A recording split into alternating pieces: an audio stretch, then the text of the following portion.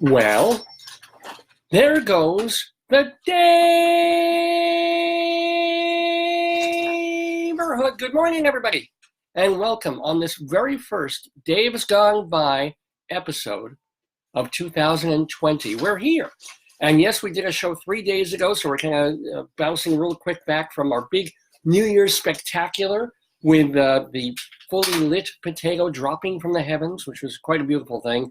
We have a completely normal, fun show for you this Saturday morning, as we do every Saturday, from 9 until noon or thereabouts, for Dave's Gone By. With me, Dave Lefkowitz, my darling and adorable wife, Joyce, and all the usual unusuals, thank you very much, that we do. Oh, here, I remember this one. Just making sure that we're recording everything. I'm not seeing who's tuning in yet, but I know we have somebody because we're getting some kind of notification. But the most important thing I can do right now is start the music, start the show, and we will be, hold on, there we go. We'll be with you in just a moment or two with Dave's Gone By. Good morning, good morning, good morning. There goes the Daverhood. And there was much rejoicing. Didn't your meds kick in yet? We got David Lefkowitz here. He's a Long Island Hearts guy. He's got his own radio show. I want you all to really enjoy a wonderful program done by a fine artist. A glorious thing of unparalleled beauty. Dave's Gone By. Dave is one of my very favorite broadcasters, so keep on listening to Mr. Dave.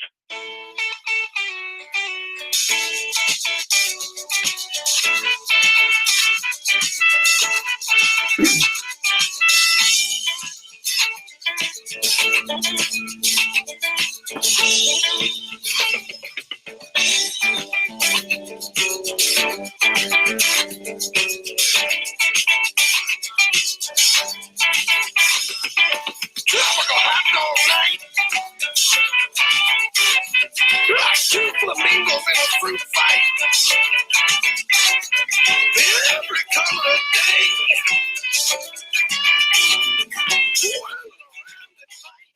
Well, as I said, here goes the Daverhood with me, Dave Lefkowitz, with our very first program of the new year. Welcome, by the way, to Dale and Wayne and Monty and Cigar. Hello, Cigar. And give that man a cigar, because it is January 4th, 2020, and we're here with a brand new episode of Dave's Gone By. So I hope you joined us. If not live, then you were able to check out on Facebook or at davesgoneby.com the really fun time that we had just a couple of nights ago. We were live on New Year's Eve from about 10 p.m. until a little bit after the New Year. We stayed until about 20 after 12 to ring in the New Year. And basically what made it different from so many other shows that we've been doing for years now is that we had so many friends and folks call in that the first 2 hours of the show, we didn't really actually get to do any of the stuff that we planned. Anytime I was going, okay, let's do best of Greeley crimes and old times, and then I have to pick up the telephone, and it'd be great. I'd be talking to somebody for like 5-10 minutes. So if you get to see that, that's a little rare but delightful reminder of how many friends and family and listeners to the show that we've got, which is kind of great. And then at 11:59 in the evening, we did in fact do the ceremonial dropping of the potato, which Joyce, do you want to tell people about this extraordinary event that we had? Joyce is my darling and adorable and wonderful wife. I have to run my bars to the gym. So, well, that's Baby New Year. We first had the, I'll keep him down for a moment, and then I want to show him at the appropriate time. We covered a potato in lights and then lowered him ever so slowly from 11:59 p.m. until midnight and did the countdown. And it was quite a beautiful, it was touching, wasn't it? It was a moving thing. Kind of Billy, Chris, Kevin, and Christopher. Well, you just did. Billy, Chris, Kevin, and Christopher. Welcome to the show. So, and then the beautiful part is we rang out the old year with a normal sized large potato. And then we rung in the new year with this little fella. So he's going to be with us all year because he is, of course, the baby David, New Year spud. No longer Mike and Chris just joined. Welcome to Mike and Chris. And Baby New Year wishes everybody. I think it is still technically, isn't it still technically Christmas, or is that all over? Well, a lot of people celebrate Christmas until the Feast of the Three Kings, but I don't remember what it is. And isn't that at Wendy's or something? Or don't they do it at Applebee's? No, I think it's a garage in the Bronx. That could be it, yeah. Los Tres Tres. But Hanukkah is over. Oh, I don't want to David, confuse people. What? Big Mike, the comedian, joined. Big- Little Mike did not. Little Big Mike did not. Big Mike, the comedian, is with us. So is Monty and No, it says Cigar. Big Mike comedian, so you know who he is. Michael and Tony, of course. Tony, welcome, Tony. Happy New Year to you. Happy New Year to you all. From me and, of course, baby Papito, our baby New Would you Year. like to wear the other lights around your neck? Why don't I? Yes. Why don't I be festive? Since we're still, I know we're all back to work. I was back to work on January 2nd, right? Well, December 26th, right? It was what? What was? After Christmas you were. Oh, well, yeah, actually, that's true. But to me, Christmas isn't my holiday. So it wasn't that big a deal. I mean, granted, I would love to have a four-day weekend. But working on Christmas, 2 days after Christmas, that isn't a thing. But working right after New Year's, because like you had this break, and it was a thing, you were getting rid of the old year and all its troubles and all its tribulations and trials. And then you're starting the new year and you don't have to work and you don't have to do anything. You're just eating and seeing friends and family. And then January 2nd, you're reminded that nothing changes. Thank you. Here, are we going to put these on? We're going to see if they glow. We had these as a backdrop. Oh, that's neat. Thank you. Thank you very much. And by the way, welcome to Tony and Joe and Dan. So, I'd like to get some blue. Hold on. well, I've got the blue shirt, so it doesn't really need that much blue. You know me. Yeah. Fussy. This is also how Joyce and I begin our sexual activity in the evenings. So, because it gets dark, neither of us can see very well. So this helps us find each other under the blankets. It's pretty useful. How are we doing? Oh yeah, see, huh? Wow. I feel like ground control to Major Moron. Is this great, huh? You can adjust them as needed. I will. Well, anyway, welcome to Dan and to Kurt. I'm inviting people, but I'm going to go, oh, look, you see my bosom on the screen. Well, yeah, that's why you want some viewers. Oh, okay. So, but you do get that moment when you walk back into work at 9:01 on January 2nd of like nothing's changed, nothing's better. Everything still sucks. Some things were bad, some things were good in 2019, but then it's that moment. And then this week really made us realize that nothing changes in the universe. It is 1970 all over again, if you think about it. It's like, I should say like 1979, 1980 all over again. Because we wake up, it's New Year's, and we're having trouble with Iran.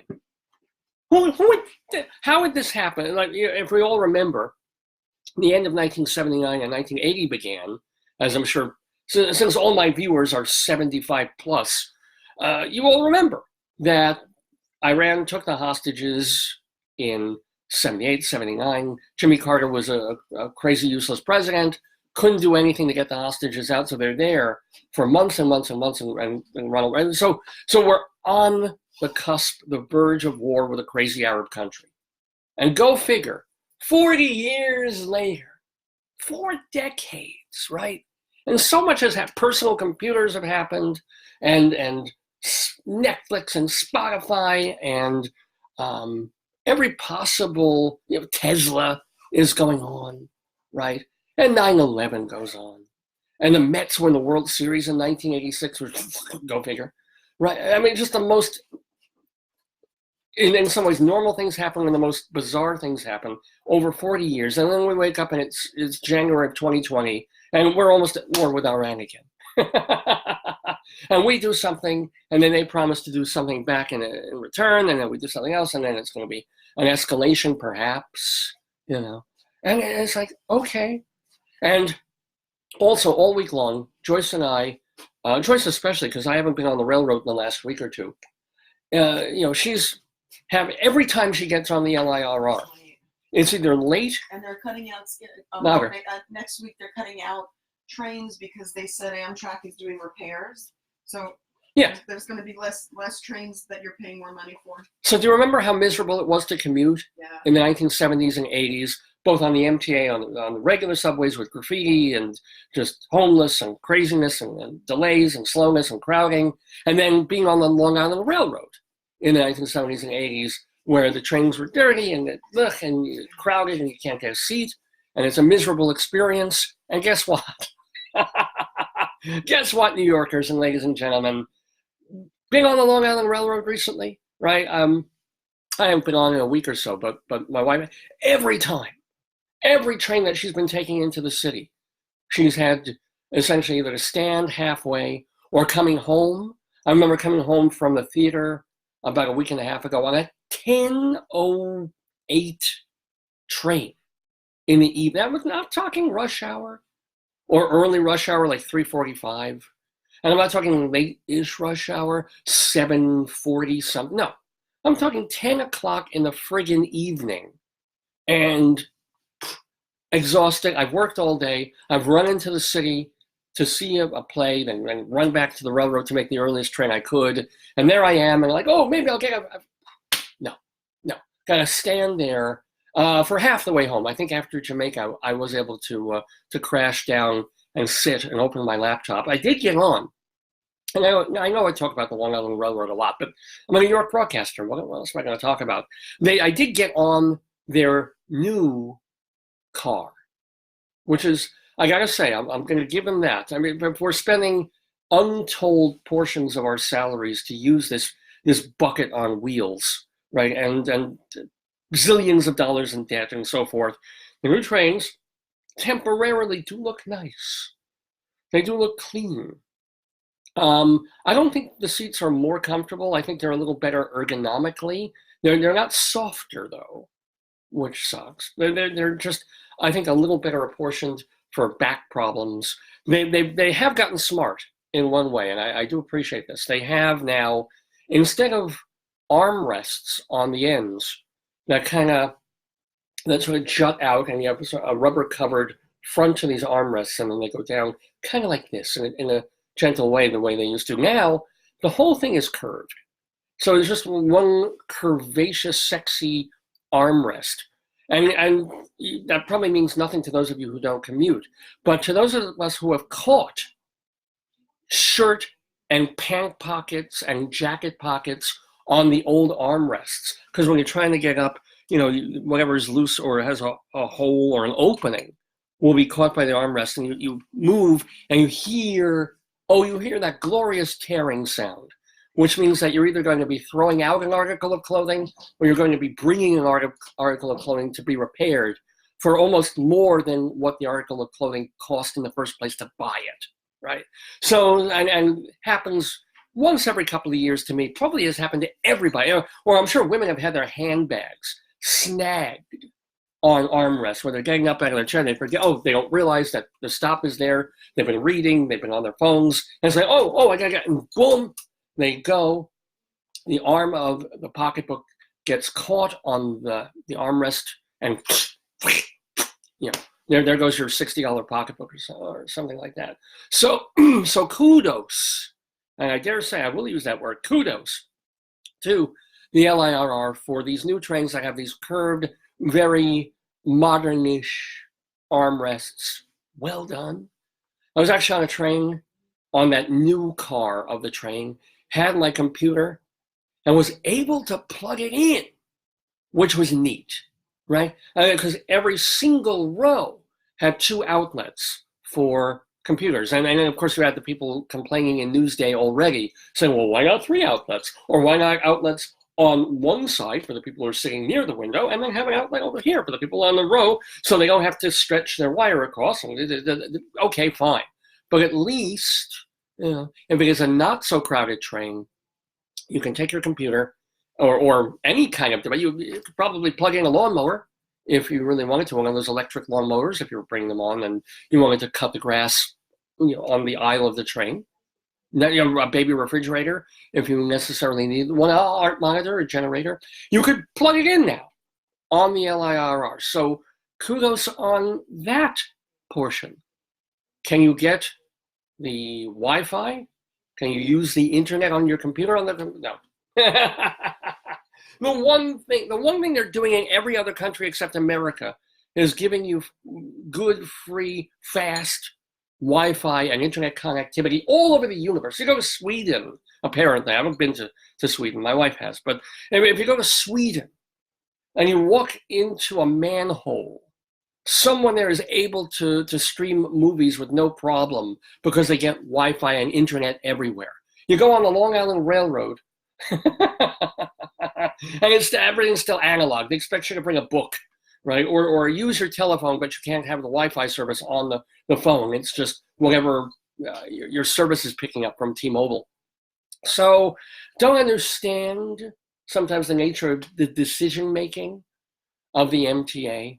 And I still don't understand why 40 years after you knew that there was a crisis of the Metropolitan Transit Authority, you knew more and more people were living in New York, more and more people were moving out to the burbs and commuting, more and more people would be using the subways and the trains, and probably the buses too, and gonna need more trains, faster trains, one hopes.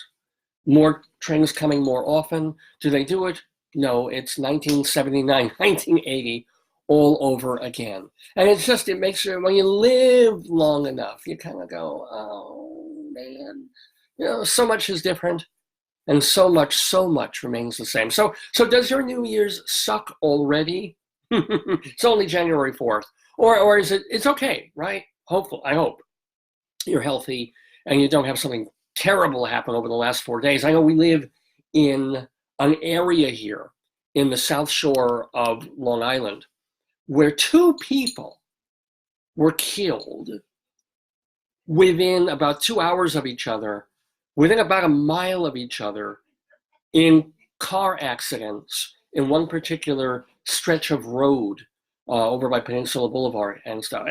Because what happens is, because there's so much congestion, because there's traffic like we never had back in 1980, so that's actually gotten worse, is the congestion and traffic of where we live in New York. So, and people are so frustrated in this town. And people are so like, I gotta get where I'm going immediately. I can't wait. Can't wait, I got a light. I got to get through the light. I can't wait for somebody to turn. I'm going to go around them and get through the, right? So this happens over and over again. And when people finally, they get that moment, right? They're behind the wheel. And I'm guessing this. They're behind the wheel. And they're like, okay, as soon as I get the chance. Soon as that car, God damn it, moves. Right. I'm going to make that turn. And I'm going to go 50 miles an hour into the turn just because I don't want to get caught with a pedestrian coming or a school bus or a thing. I've got some clear field ahead of me. So the second I see that field in front of me, I'm going to be Mario Andretti and just go bam, right? Which I've seen this happen. I was almost killed like a week ago by some person who says, oh, I can make that turn into the side street. And I'm crossing. Right? But they don't care. They've been stuck in traffic so much, and they're going 5 miles an hour along West Broadway or Peninsula Boulevard, and there's just 5 miles an hour, 5 miles an hour. I can't take it anymore. As soon as I hit that side street, gazim, bang, zing, right? Well, gazim, bang, zing, I'm crossing. or to quote Ratso Rizzo, I'm walking here, right? And before I even knew it, and thank goodness, I guess, the car had already turned. So I'm just going to have the car goes zim like that in front of me. And I did that one other time when someone did a quick turn into the parking lot of a store, right? And they're just like, whoa, didn't even notice me, didn't even care. They're just so happy to get off the main road, which is essentially a one-laner and shouldn't be anymore. That's the problem. We need, 2 double lanes now where we are, and it's still a single lane each way. So they're so happy to oh, there's the store, there's the parking lot, and she just goes zip. And because it was a parking lot, she had to kind of stop real quick after she made that little turn. And I just came down, and I did the whole rat, so I banged on the back of her car. I'm like, hey, watch. And people don't watch, and people are late for work, or even if they're not late for work. That's the funny thing. We just get so incredibly frustrated and addicted to time and the waste of time, and I'm very much like this myself, no question, that any extra minute spent not being exactly already where we want to be, watching the show we want to watch, right? eating the meal we want to eat, being at the job we have to be at, wherever it is.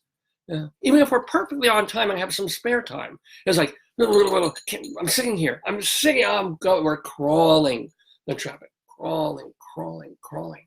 And it kind of just mentally forces us when we have the chance to stop crawling and go from a crawl to a run, we do. And so what happens? Twice this week on the same day, within a mile of each other, two different people were struck, and I believe both of them were killed by cars. And it wasn't crazy drunk drivers. This was perfectly, like one was 9 in the morning or 8 in the morning. The next was 11:30 in the morning. One incident, both of the drivers were in their 70s. So maybe it's just both sides are downgraded in the sense. Like the guy was speeding along at 12 miles an hour, but the other guy was going only a quarter mile an hour on foot. So it's, oh no, boom. I know that's ageist, but my wife's not in the room, so I can make that joke. But I mean, it's just, and of course, as the theme of this is the more things change, the more things stay the same.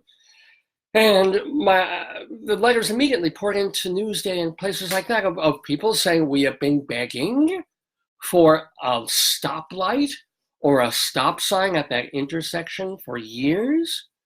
And there's accidents all the time. There's near accidents every single day.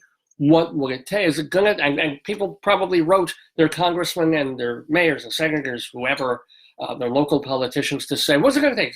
Someone finally die before you do something? Well, 2 people die, same day. There it goes. Human nature doesn't change. And I'm on this harping on this, I should say. And mark me when I harp on things, because I'm a harpo Marx.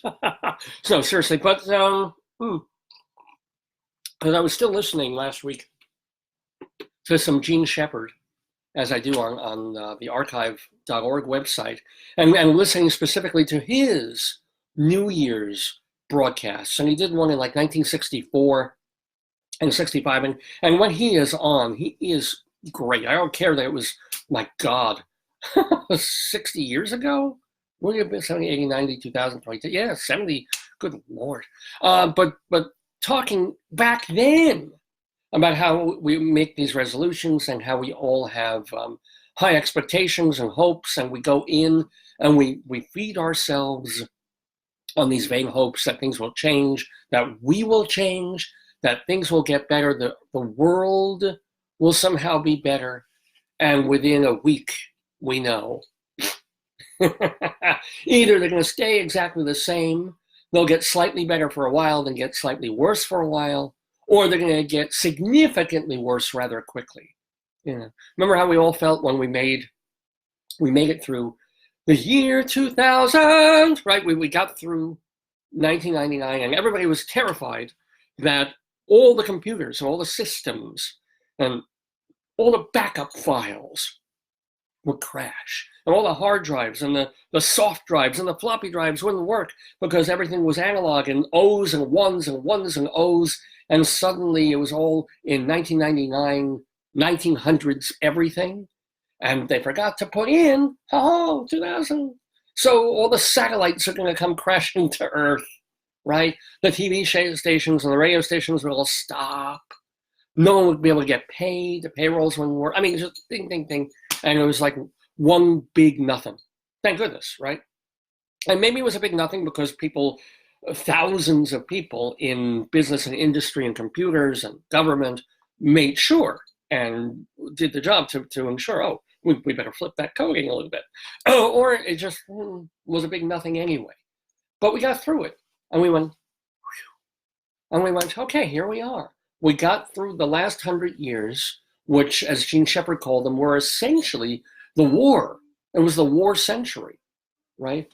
He mentioned that more people died in wars in those 100 years, in that particular millennium, not millennium, hundredennium, centennium, than in all the world's wars prior to that. And it struck me as weird because I thought the Civil War was a tremendously costly war. But I think compared to World War I, World War II, Vietnam, and what was funny was Shepard was talking before Vietnam became anything more than a minor-ish police action. He was just talking about, the American wars, the three of them, Korea and 1 and 2, and then all the wars around the world in the past century, and saying that we're at some point, what's it going to be like in the 2000s? Will we remember the last decade as the war century, which already was by 1964, which was kind of tragic and sad.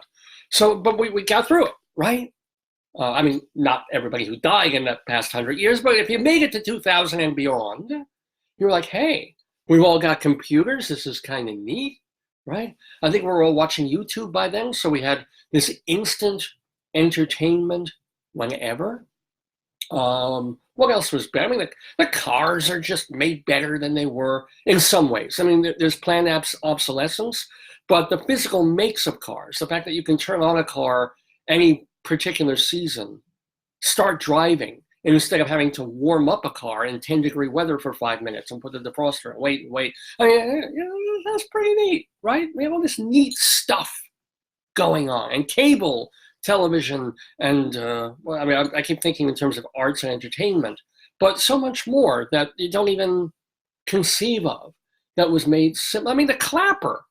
Somebody invented a thing where you can, and lights come on. Let me do this properly. Let me, can I do this right? It's in my pocket. I'll do the snapper because I'll only have one hand free. But you could snap your fingers. Look at that. Isn't that extraordinary? I should kind of keep this off camera when I do that. Or clap on, clap off. Extraordinary. Extraordinary the times we're living. A pocket fisherman. Somebody invented a fishing pole that wouldn't get bent or, wouldn't stretch past the length of the trunk of your car. Ron Popeil thought of a fishing rod that was yay long, right? Because that's all you really needed to cast. And then it was perfect for getting the hook caught right here on your shirt, or worse, on the side of your arm. Because you didn't have a pole. It was just this little half a stick with a thing. God damn it, right? But somebody invented that. Years before Shark Tank, people were inventing things. And what else did we? I mean, it was a pretty exciting time, 2000.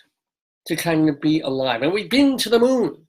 And we knew we could get to the moon if we wanted to again. And now we're thinking, well, maybe some other planets, or learning from what we're doing there. And there were electric cars that GM and the other car companies were squashing, but at least we knew we could make a car that could run on something if the oil really did run out, like it did in 1979. So there was all this. And there was hope, some hope, for the new century. And it was a fairly peaceful time, too. We weren't engulfed in a world war. I mean, there were skirmishes and there was stuff going on, but we were concentrating on other things. It's pretty neat, right? And I think the times were pretty decent in terms of the economy. And then what happened, right? A year and a half into the aughts, into the new century, 1 year and 1/2 into the next 100 years. And everybody wakes up on a Tuesday morning, 8:55 a.m., and in goes an airplane into a building. And that's when the new century began. Because also there's that whole thing of like 2000 isn't really the start of the new, it's 2001, which is spatial and odd, because it's a spatial odyssey. So no, but seriously, it was so 1%, is it? Right? Because 1/100th, 1 year is 1% of the new century. So about 1.5% or even 0.5% into the new century, murder, mass murder on a grand scale. Suddenly everything changes. Tension, wars that are still continuing, terror alerts, color-coded terror alerts going. Air travel has gotten so much worse than it was 20, 30 years ago, and so much more miserable and annoying, and taking your shoes off for no reason. And it's like, into the new century, out with the old. Meet the new century, same as the old century. Meet 2020, same as 2019, you know, and possibly gonna get worse. I don't know if this whole Iran thing is really gonna turn into more than, oh, they'll shoot down 2 of our drones with maybe 1 pilot in them and a lot of saber rattling and what have you. I hope it won't become a terror war part 2 sort of thing, but who the hell knows, right? All I'm saying is I hope you had a good New Year. I hope your expectations aren't particularly high for this year and the next 4/5 of this current century. Right? I do know that a lot of people have miserable 2019s, and we're very happy to see that year go. You know, I mean, just everything from people with terrible back trouble and knee trouble and needing knee surgery and deaths and just rushing to hospitals.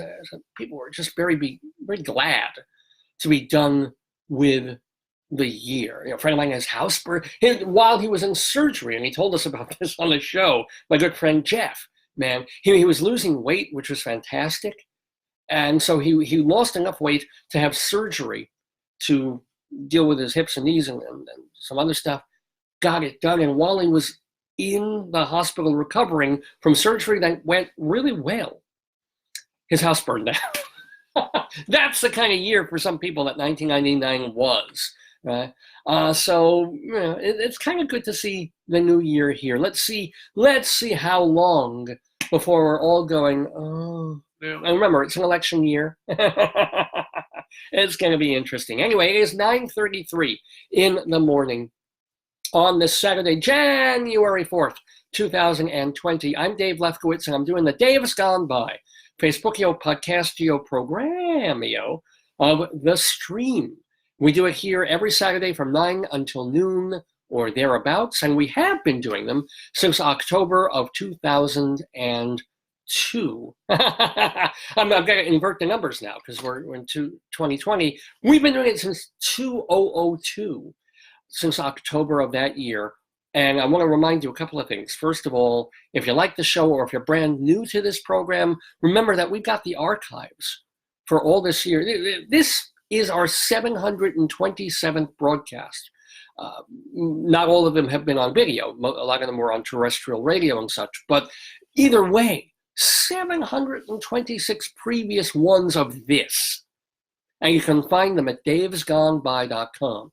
Dave, like my name, D-A-V-E-S, gone by, B-Y, davesgoneby.com. Literally the first episode we ever did, we lost the second episode, technical difficulties, but we got the third one, and the fourth, and the fifth, and 25th, and the 125th, and the 625th. They're basically all there. Most of them in very good audio condition for free anytime you want.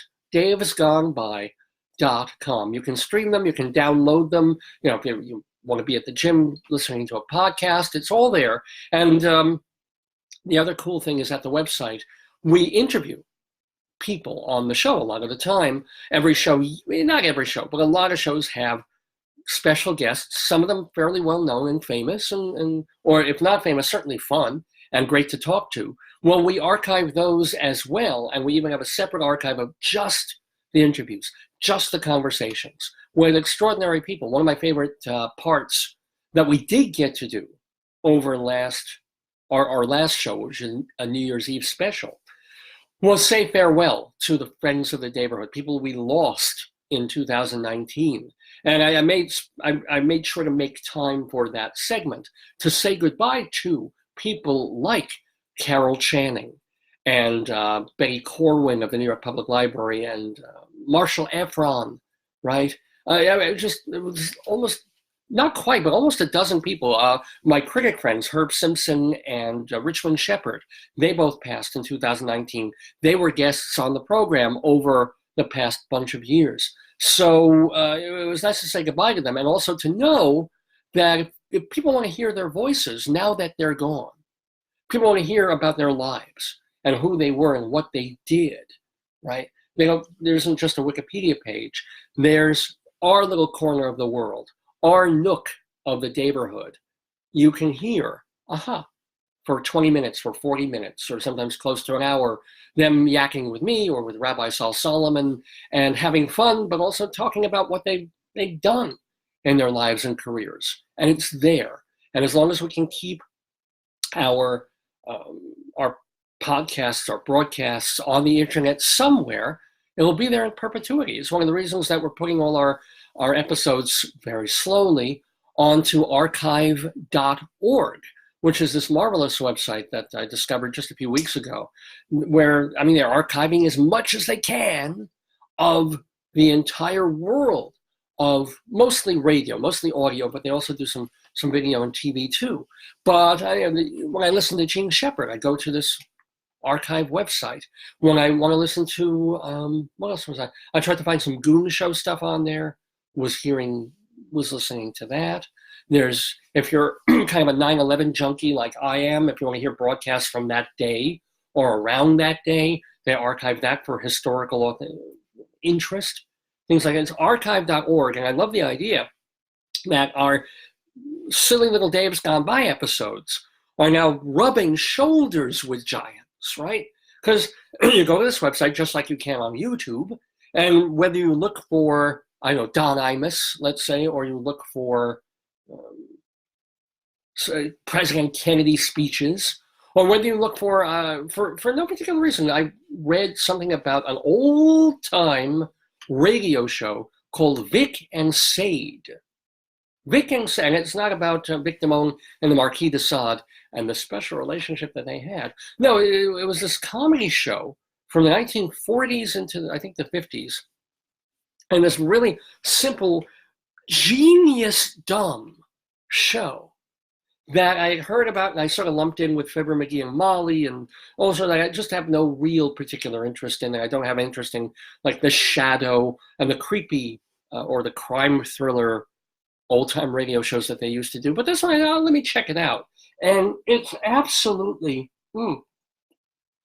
whoever thought of this, especially in the early 1940s, was absolutely mind-bogglingly brilliant.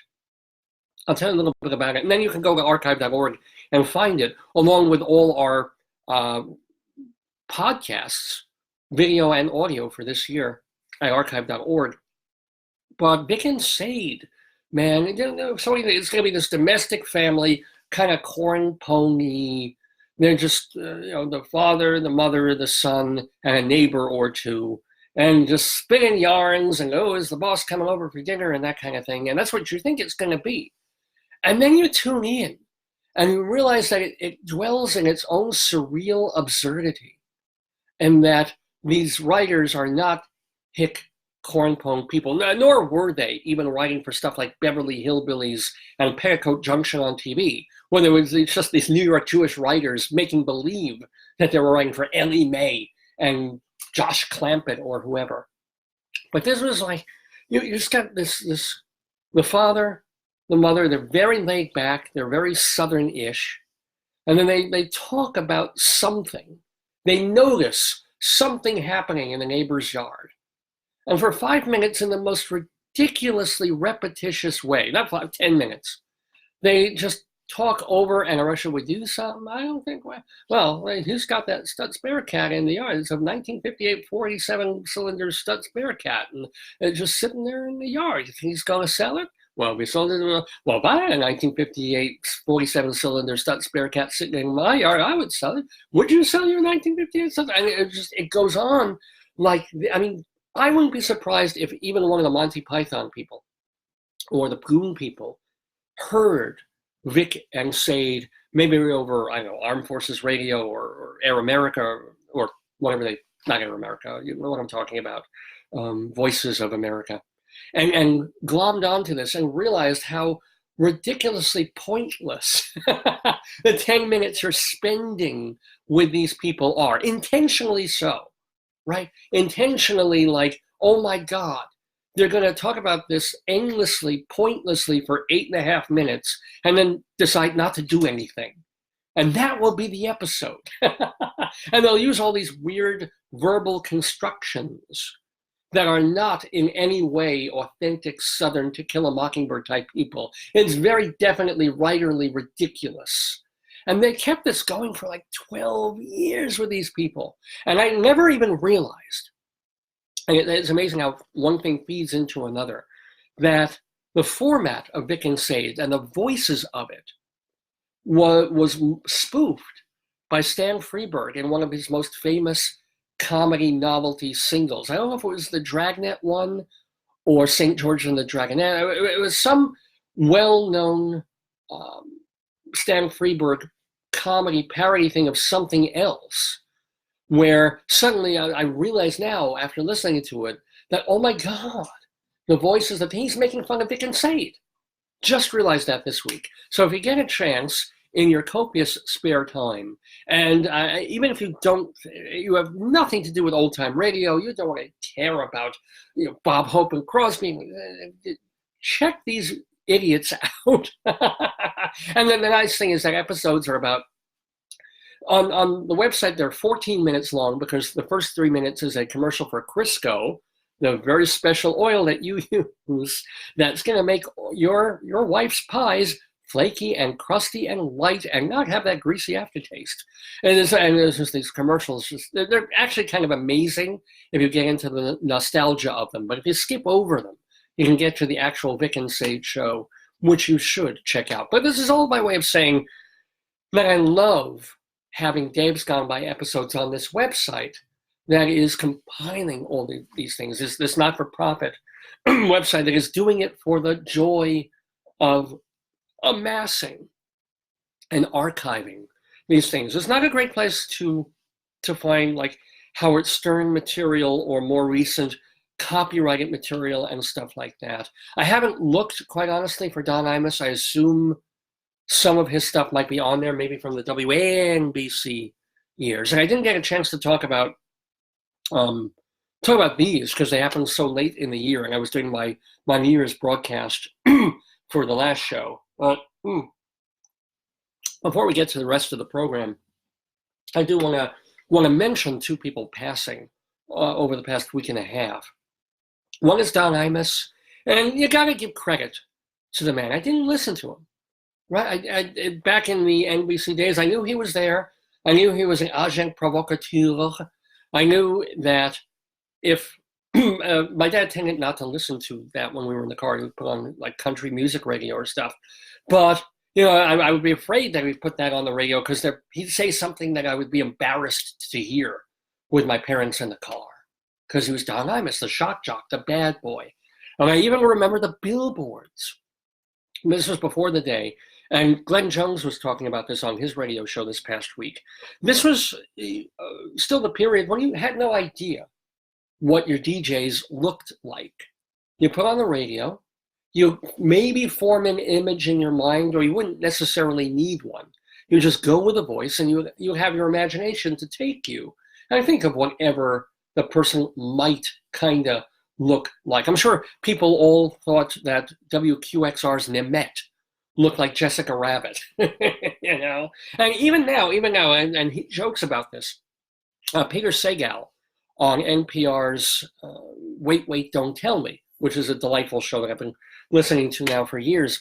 But even Peter Sagal goes through these things of when people see him in person or meet him or see pictures of him on the interwebs, and they realize he's me. He's a short, balding little Jew. But they have this idea because it's got this perfect radio voice. They think he looks like George Fenneman or something like that, or they think he might look like Harrison Ford or whoever. And then they see him and it's like, oh, that's Peter Sagal. Huh? I mean, so it was Imus and Stern who really started that when they were on NBC. And you see these billboards in New York of the two of them, the bad boys of radio. And of course, they were rivals because they had to be. And I'm sure they were both assholes of a sort in that time. And so the only time I ever kind of tuned into Imus was many years later. And it was important for me, actually. He was on, and I don't remember whether it was CNN or MSNBC or CNBC, one of those, right? It wasn't Fox, but it was one of the others. And they had him on in the morning. It might have been the ones, I think it was on MSNBC because Morning Joe ended up taking his place after he left the airwaves. And so you would tune in, and Imus would be there in a radio studio in front of a microphone doing his radio.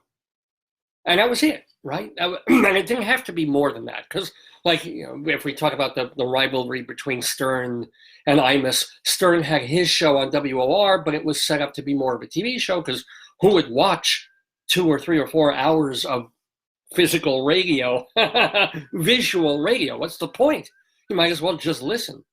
And Imus on MSNBC was like, no, you know, people tune into my show. They don't want to necessarily, if they're in the car, of course, they're going to tune me in on the radio, on the AM radio. But if they're going to be at home still, which a lot of people are, they're working from home, or people just, you know, they want to, and have cable now, and they're not even dealing with radio, let them get me another way.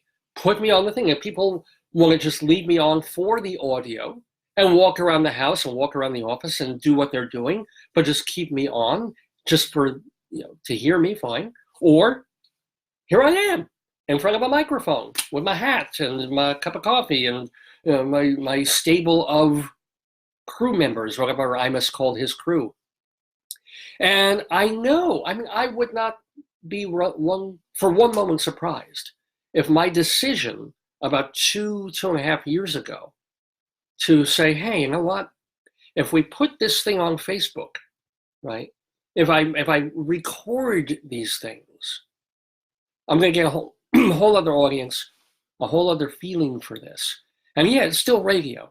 I'm not out here bringing on juggling acts and musicians into the ring, having Robert Smigel do animations. It's just like, no, it's a guy with a microphone, with a little dot in the eye that I'm looking at for a camera.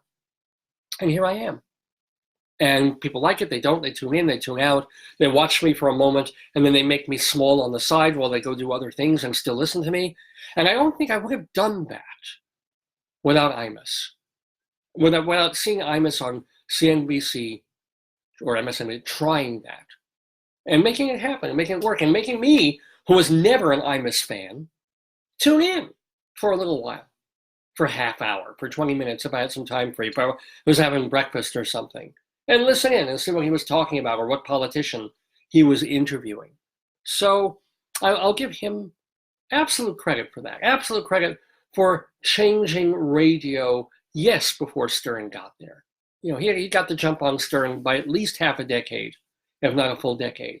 So credit to him on that. And if he said something kind of tasteless or backward or even vaguely racist that got him thrown off the air very late into his career, when he didn't even need to do what he was doing except for the love of it. I mean, he had his ranch. He was giving away more money to charity than he was actually making. He didn't care at that point.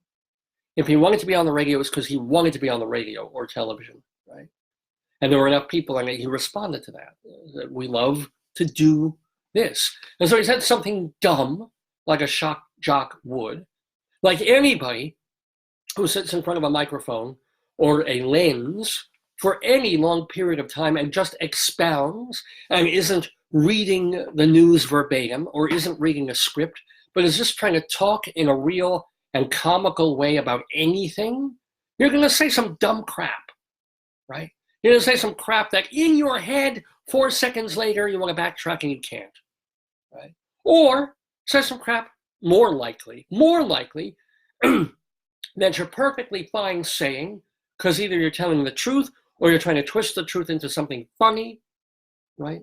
And you say it and you have it out there, and then suddenly, oh, you've offended somebody in Peoria, Illinois, and Keokuk, Iowa, and oh my God, you've offended the women's African-American basketball team as Don Imus did by calling him something terrible, something stupid, but he's a stupid, terrible shock jock. That's what he does, right?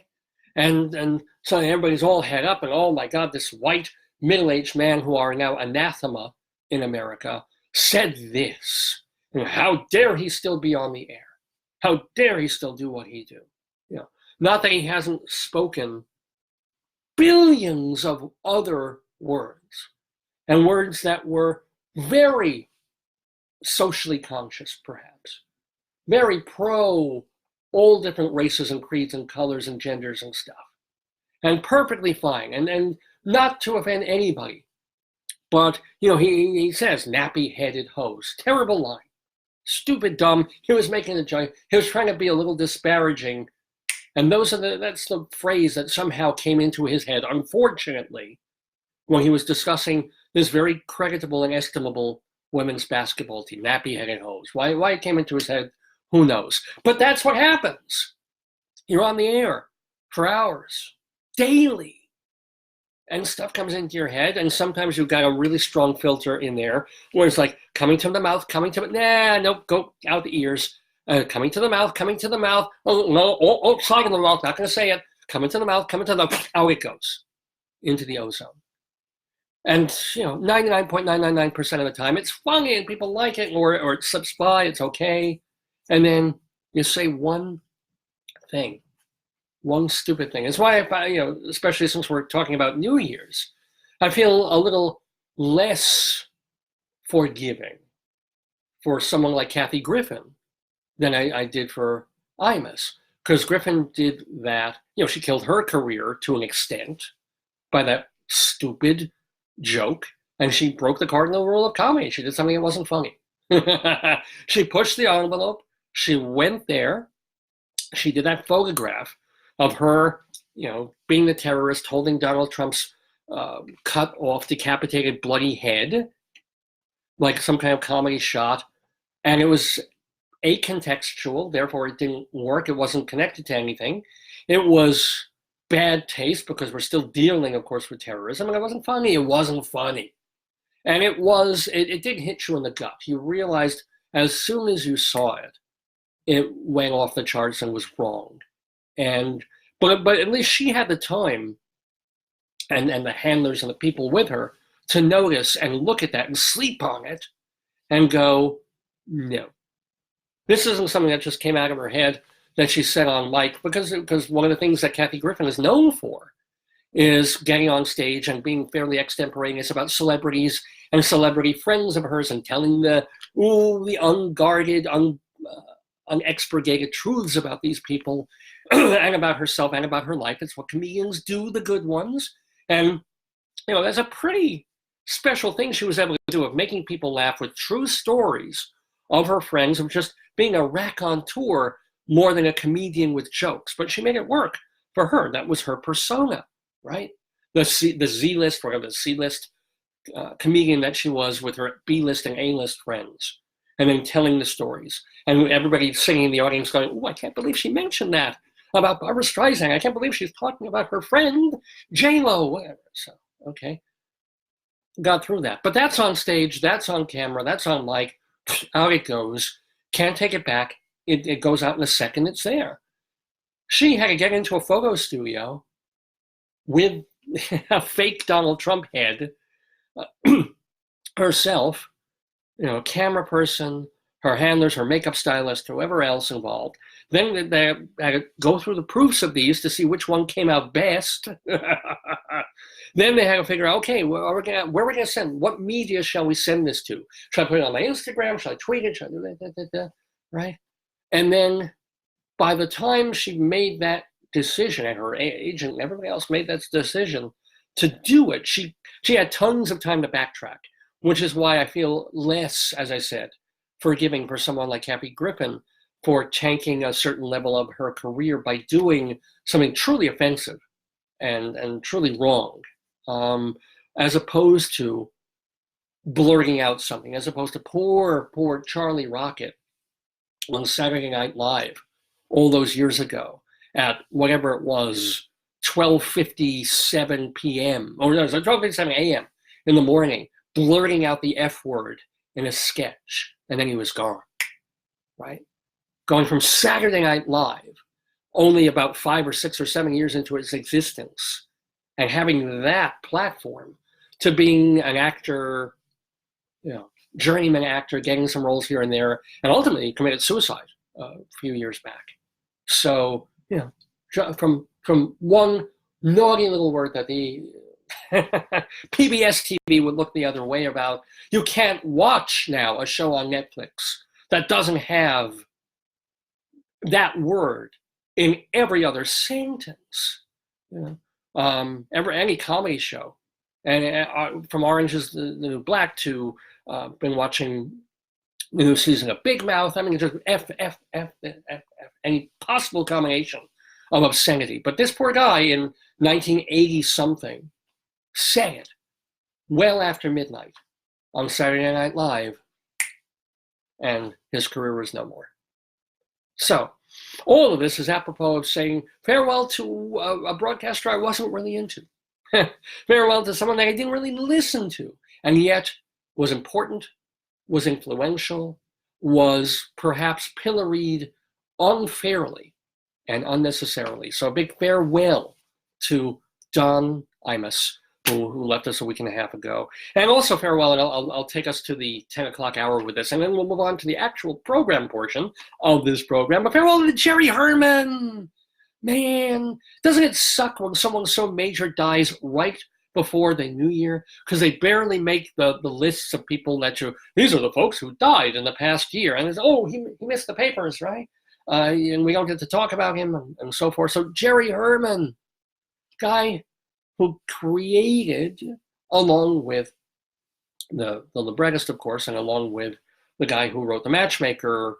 Oh, I'm forgetting the playwright's name, and shame on me for that. Was it Thornton Wilder? But anyway, the creator of Hello, Dolly, which you don't just, oh yeah, Hello, Dolly, old-fashioned Broadway. No, it's great. Hello, Dolly's freaking great. When it's got Bette Midler in it, or certainly Carol Channing in it, or anyone in it. Those Jerry Herman songs are extraordinary and always will be. One of the great things, and we lost Carol Channing last year. She was a guest with her husband at the time in the Daverhood a few years back. And being able to tell her how extraordinary that moment was, watching Carol Channing in Hello, Dolly about 2 decades ago, come down that staircase. And it isn't just, oh, that catchy little Louis Armstrong, hello, Dolly, hello. It's more than that. That song is the culmination of her getting back into the swing of things. That culmination is Dolly Levi, who has been in mourning for her husband for years and shut away her fun old life in New York to just live and work and deal with being a widow and trying to make a living for herself. She's going to have this one day back out on the town of the life she used to live with her beloved husband, Walter, right? And so that moment when she steps back into the Harmonia Gardens and she comes down that stairs and she sees the faces she hasn't seen in a decade, and they remember her, and she remembers them. Hello, Walter. Hello, hello, hello, right? It's an extraordinary moment. It's an extraordinary song. Jerry Herman gave us La Cage aux Folles, right? Lovely show. Wonderful songs. The anthem of the LGBTQPONML movement of I am what I am, right? And you haven't lived until you've heard Harvey Fierstein sing it, by the way. Fierstein, who wrote the book where La Cage aux Folles, does that song in his cabaret act, or did when he was still doing his cabaret. It's fabulous, okay? But Herman wrote that. Herman wrote the very end. At some point, there will be a revival of Mac and Mabel. And people will realize that that's maybe not top tier Jerry Herman, but it's just under, and is totally worth reviving and seeing. Mac and Mabel. I'm not that huge a Maine fan, but okay, there's Maine also. And I don't really know the Grand Tour, and I don't really remember Milk and Honey, which Rabbi Saul would tell us was about Israel. So, I mean, it's Jerry Herman, man, because I'm always, and I will say this, there's always that moment in the back of my mind of steeling myself, of preparing myself for the day that we lose Sondheim, who is 90 now, or 89 or 90. And it's going to be a hell of a day, depending on my mood. If I'm in the middle of work, I'm going to have to put it to the back of my mind and grieve later. But if it's a day when I'm off and relaxing and listening to music and stuff, and I hear Stephen Sondheim passed away at the age of, and then just this flood of all that man has created, and the songs he's done, and the shows he's done, and I will just be probably a basket case for a day or so. And I was wondering how I'd feel when we lost Jerry Herman, too. And Jerry Herman just kind of, unfortunately, came something of a blip. It's like, oh, Jerry Herman died. Oh, well. And that's not fair, man. Just for those 2 shows alone, La Cage and Hello, Dolly, and those extraordinary songs, Put On Your Sunday Clothes, and Anne on My Arm, and Before the Parade Passes. I mean, Jerry friggin' Herman. So, salute. We'll do an Inside Broadway segment later about modern Broadway stuff, but I just wanted to get that out there of not really being able to say farewell to one of the greatest Broadway songwriters in the history of the form. Farewell, Jerry. Anyway, welcome to all of you. Welcome to all the folks who are tuning in on this Saturday, January 4th, 2020, first Saturday in January for the first Dave's Gone By.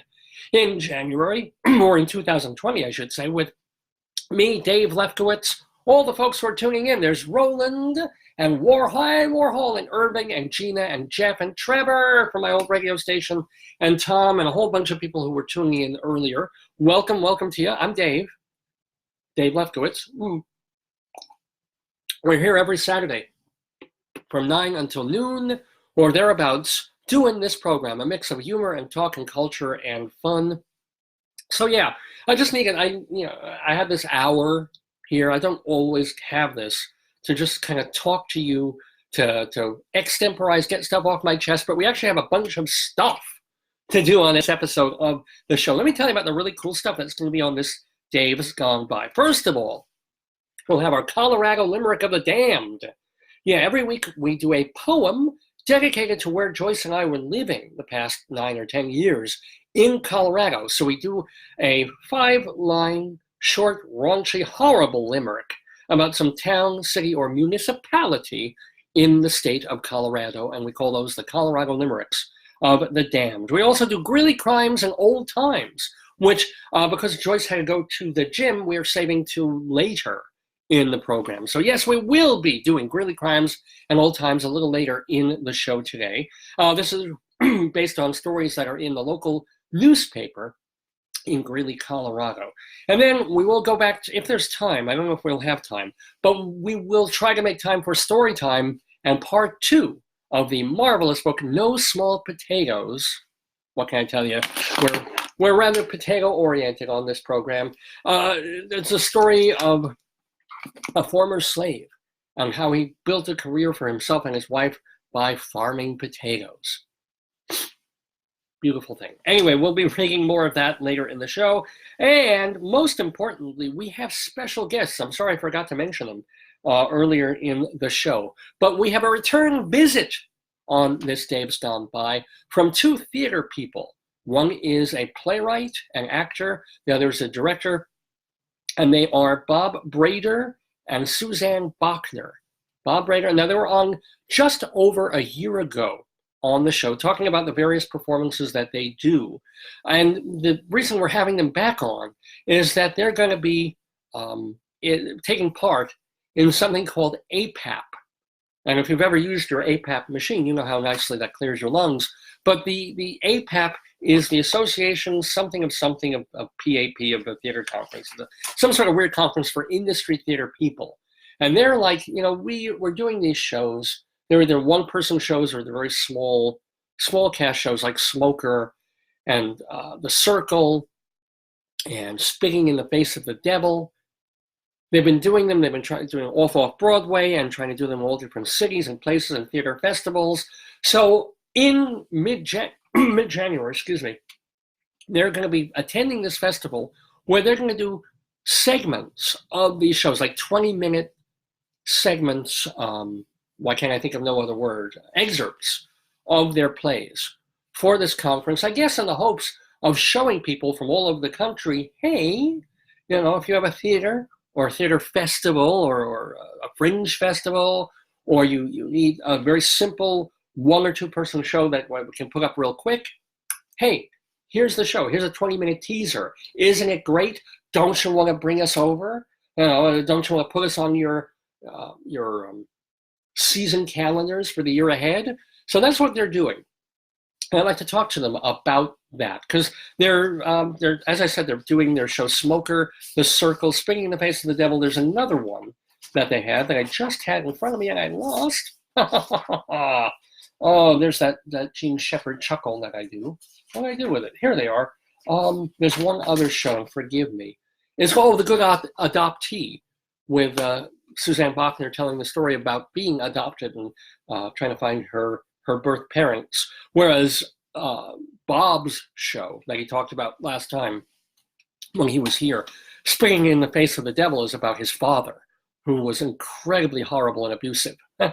Fun show. So they talk about that, they do that. We want to see how they're doing. Like, we talked to them a year ago about these shows in their theater company. They together formed the John Montgomery Theater Company. How's that been going? What happens to a couple who live and work in the theater in their own special way and have created a theater company? What has it been like from one year to the next? What have they done? What do they prepare for? How's the financing? All of that. It should be interesting to talk to them about an hour from now. Bob Brader and Suzanne Bachner of the John Montgomery Theater Company will be our guests once again, talking to the one, the only, the Jewish Rabbi Saul Solomon, right here on Dave's Gone By. So yeah, we do have a very cool show for you, a very full show for you. So without further ado or a don't, I don't know if Cynthia and Jeff are here.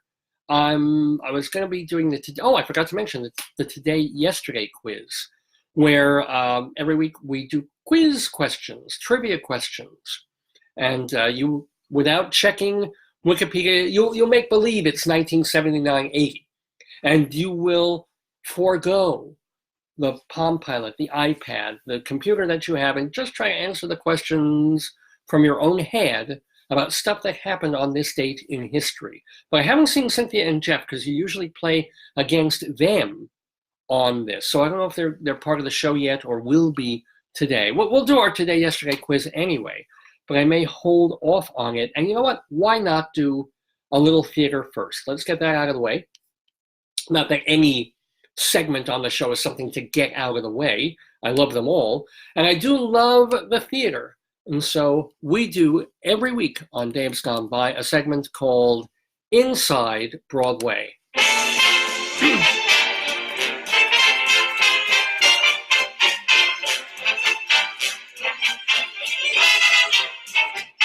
Inside Broadway, a look at theater on and off Broadway and beyond. Brought to you by Total Theater and Performing Arts Insider. Curtain going up.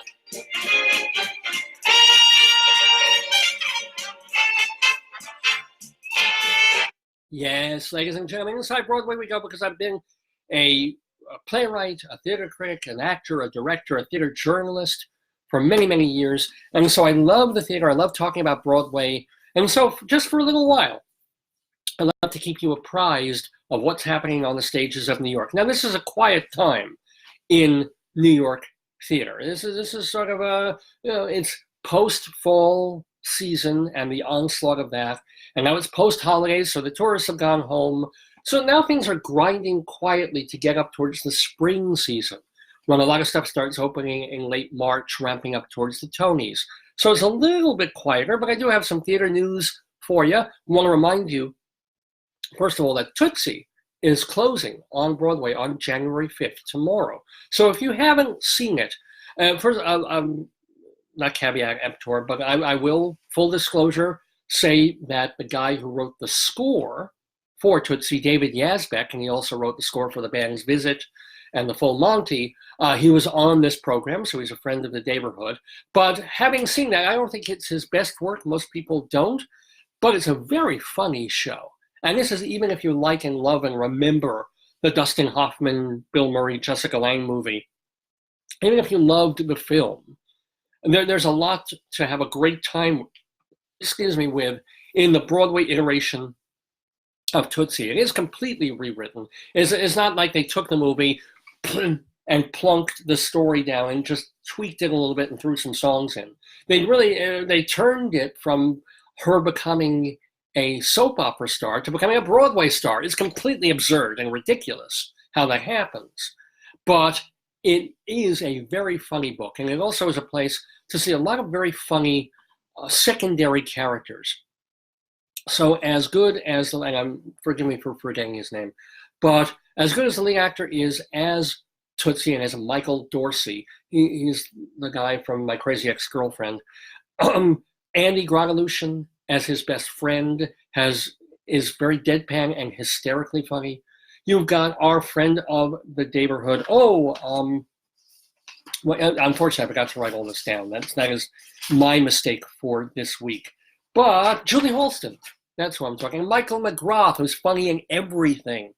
They have marvelous little cameos. Well, the whole thing of the reason to see Tootsie is to watch the really funny book and watch these scenes with the secondary actors who have very funny things to say and do and are played by brilliantly funny comic actors. And this happens about half a dozen times throughout Tootsie. That is what really makes it worth going to see if you haven't seen it already. And if you haven't seen it already, you have just a couple of days left to see Tootsie on Broadway. And also a show that I have not seen, didn't get to see in all the years now that it's been playing, but Waitress is going to be closing, I believe, this weekend on Broadway. Speaking of a show that is based on a much less known film, but still based on a film. In fact, it was created and directed by Adrienne Shelley.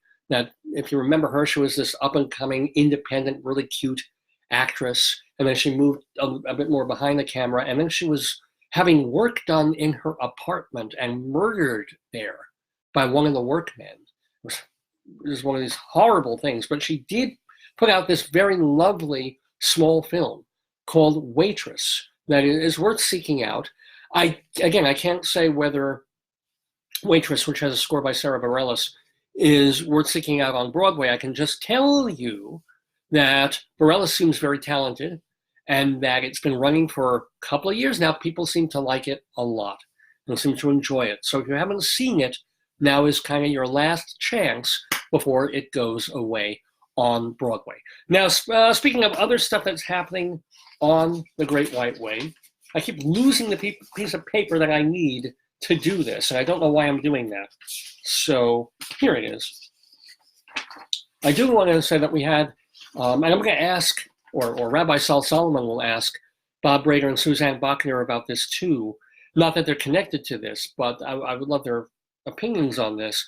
The word came down this week that the New York Music Theater Festival, which has been around for about 15 years, bringing out new shows, right?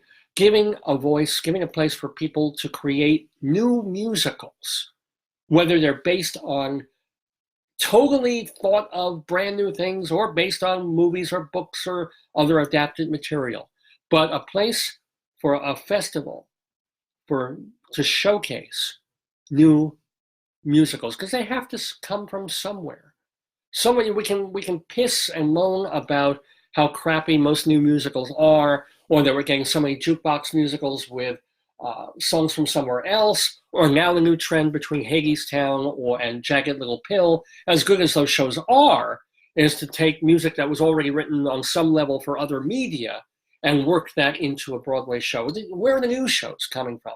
Well, places like the New York Music Theater Festival for the past decade and a half. So suddenly a press release comes down from on high to say, well, thank you very much. It's been a great 15 and a half years.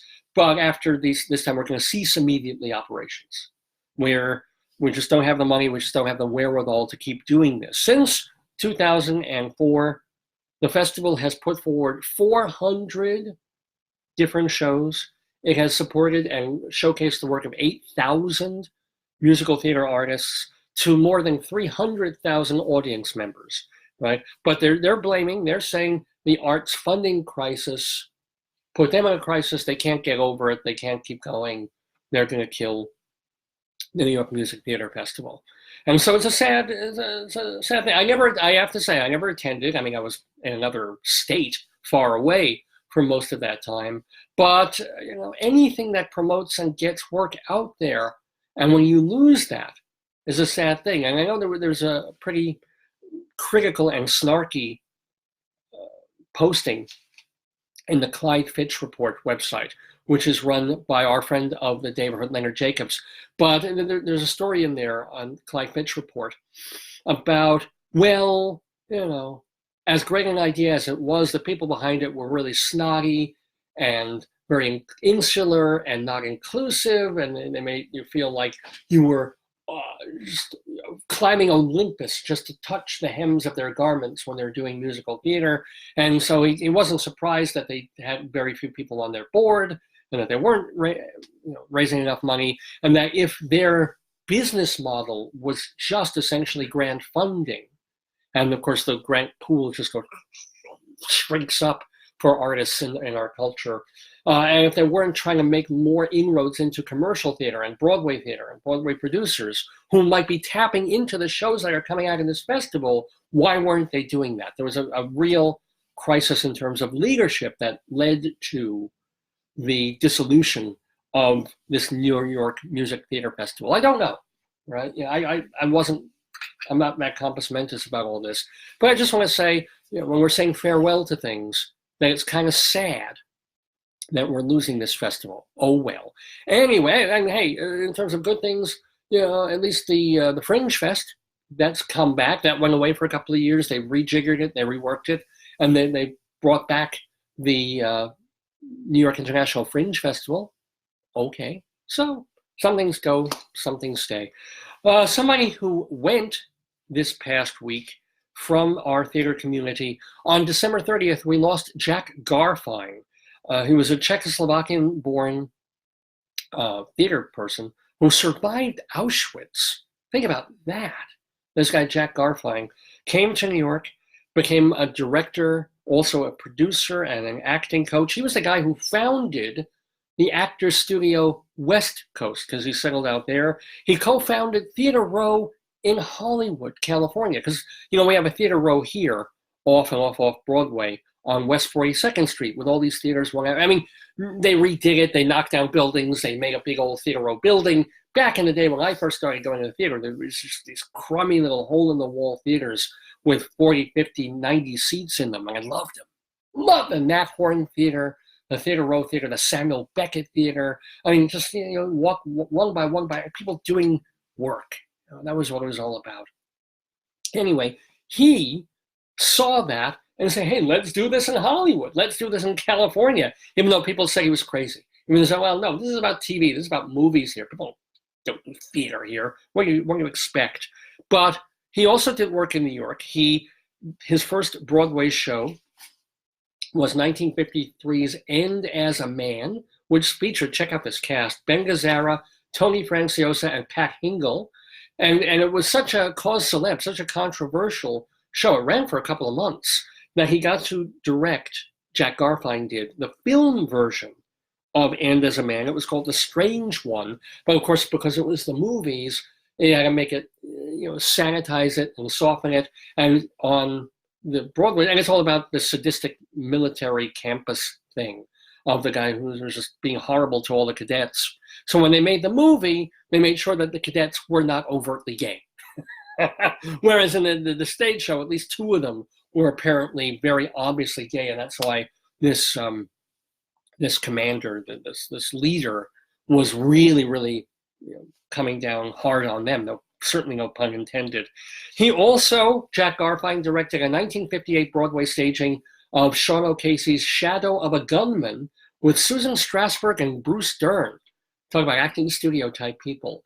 And then he produced in 1979 a revival of Arthur Miller's The Price, which starred Fritz Weber. I don't see him in any role in that, but I guess. And then he did the 1980 Broadway debut of Arthur Miller's The American Clock, which is kind of neat. And there's a personal connection here in terms of Jack Garfein. He was married to Carol Baker, with whom he had a daughter, and that daughter was the actress Blanche Baker, who is a friend of the Daverhood. So Blanche, we certainly wish you, best wishes and condolences on the loss of your father, Jack Garfein, the director, theater and film director and producer who passed away the day before New Year's Eve.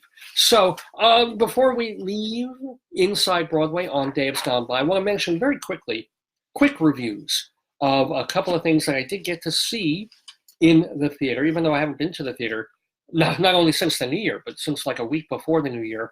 Let me mention a show that actually I was hoping to bring my wife to, but she couldn't make it because she's a gerontologist and she deals with aging and older people and how they're treated and what they're entitled to and all of that. This is an off-Broadway show at City Center. It is not a Manhattan Theater Club production, but it is in the Stage 2 theater venue in City Center up on West 55th Street. It's called Harry Townsend's Last Stand. Harry Townsend's Last Stand. It opened a couple of weeks ago, and the main thing of interest about this, aside from that, it's a small two-person drama with, a comedy drama with a serious theme, kind of the way they used to make them back in the 60s and 70s, written by George Eastman, directed by Karen Carpenter. How she rose out of her grave after all those eating disorders and was able to direct a show, I don't know. But here's the thing, it's got Craig Bierko in it and Len Cariou. You want to talk about theater royalty, you want to talk about someone who has done yeoman service and everything from applause to being the Sweeney Todd on record, on film and forever. Len Cariou, man. And of course, he's known for all these seasons on Blue Bloods as head of the family there. But this show is called Harry Townsend's Last Stand. And it's a nice idea for a show. It has to do with the son, successful son, visiting his dad, who is still living rather remotely. The dad's a widower, and he's getting by in this nice cabin that he built. He built all the shelves, he built the tables, he built the stuff, and he's been doing all right. But he's getting old, significantly older. And we've seen this. I mean, I've written, my wife and I have actually written an article about plays that deal with aging and the problems and the crises of aging. And in a lot of ways, this is very much along the lines of, half the shows we wrote about in our article. It's an academic article that was published a couple of weeks ago. But she, in this one, son comes back and he realizes, look, my sister's been dealing with most of what you have to deal with, but you're unsteady now. You're falling a bit more than you're allowing. You're forgetting things. You did something where you left this on, it's the stuff that anybody who deals with elderly and starting to fail parents deals with. It's not new material. And that's probably the biggest knock about this. It's a quiet little show, amusing at points, surprisingly a little bit touching towards the end for real. And yet at the same time, you're watching it going, I know exactly where this is going. I've seen this a million times before. It's the son, they're going to have fights, they're going to get along well together at certain points also. And then the father's going to have to capitulate on some level and say, okay, I may have to move, or I may have to get help, or I may have to do something because it can't continue like this. The Velocity of Autumn is kind of a show like that. Even what was that Tony winning play from a couple of years ago about the family coming over for the holidays. You know what I'm talking about. But anyway, so this is, as I said, this is one of those really older, old-fashioned kind of shows where they take an important situation that is relevant to a huge portion of the population, and they use characters to deal with it and come up with some basic human recognizable truths about, this is what it means to have an elderly parent, or this is what it means for an elderly parent to start having to realize, I can't stay living alone in the house that I've lived in for 30-something years because this is starting to happen. What do we do? How do we cope? How do we make things better? How do we have the rapprochement and also get over some of the stuff that we might have had in terms of generational or personal conflicts over the past bunch of years? So on that score, it's a nice, passable little show. It's a show you might sleep through portions of, quite honestly. It's great to see Len Cariou back on stage. I'm back. Hello, welcome back.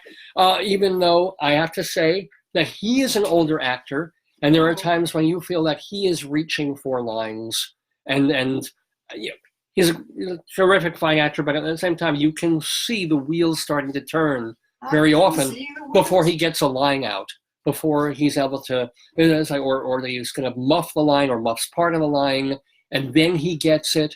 And then I don't think he's got the earpiece in like a lot of older actors do, or like Pacino does, where he has notes all over the stage to remind him stuff. So, can I recommend Harry Townsend's Last Stand? Not really. I'll give it 2 3/4 stars because it's watchable. Did you turn off your lights? Yeah. I turned I clapped them on, clapped them off. That's my wife Joyce. She's back. So that was the thing. I cannot really say recommend it, even though this is just the kind of show that they could very easily do all across the country in libraries and little small community theaters where the audience is still 60, 70, 80, 90 plus, right? And these small little, and they're going to go see this and like, oh, I recognize every moment that I'm watching up on that stage.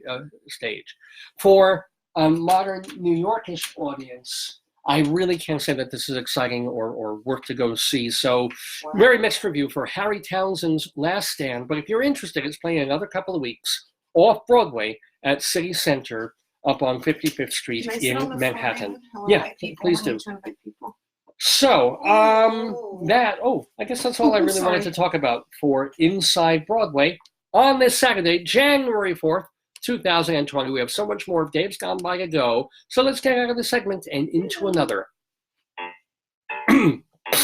It's the famous gay white way where the night is bright as day. Ain't Broadway grand? It's not just a thoroughfare, it's a tingle in the air. Ain't Broadway grand? It's excitement, it's romance, it's all fun and song and dance. This wonderland, you can be a millionaire quicker here than anywhere. Ain't Broadway grand? It certainly is. It certainly is. Ain't Broadway grand? Ain't it grand to do this program? By the way, I forgot to mention that one of the ways that we can do Inside Broadway every week here in the Daverhood is by the auspices of this marvelous theater magazine that has been around since 1944 and is still going strong. It's called Performing Arts Insider, the Bible of Broadway. This is where people in the entertainment industry turn to find out about every show that's playing on, off, and off Broadway. Look at the beautiful cover. And then the main thing is what's going on inside this magazine. Take a look. Of course, the table of contents, Joy. Every show that is either currently playing on Broadway or starting previews opening in this season or from previous seasons or next season as well. A little guide to the little map to the Broadway theater. Okay, not convinced yet? Fine, let's get to the next page. All the press agents who handle all the shows. So if you want to know or contact anybody involved in any show playing on Broadway, these are the folks that you go to. This is their phone numbers, their emails. Oh, I'm sorry, this is, I'm pointing at the wrong page. This is the press agents page. This is the page of just all the Broadway theaters and their tenants, where the theaters are located, how long the shows that are in them are going to be in them, how many seats they have, what their locations are, just on one page. And then we get to really the heart and the meat of the magazine, day-by-day listings. Every show, I'm getting carpal tunnel by inviting all your friends. Oh, Joyce is busy on Facebook inviting a bunch of people to watch the show. By the way, welcome to Tara and Jeffrey and Karen and Michael and Ray. Ray, we look forward to talking to you actually in 2 weeks on this broadcast. Marcus, too. So here, all the shows that are playing when they start, previews open and close, not only for Broadway, this is important, it's for off and off Broadway as well. Every single show, where it's located, who the press agent is, and what the important dates for that show are. And then we really get into the mag of all the shows with their comprehensive listings. You know, I mentioned Tootsie and Waitress are going to be closing in just a day or two. Let's take a look. Let's find Waitress. And actually, let me tell you. David, if we want to see something today, how could we find it? Could we find it? What do you mean? If we want to see a show today.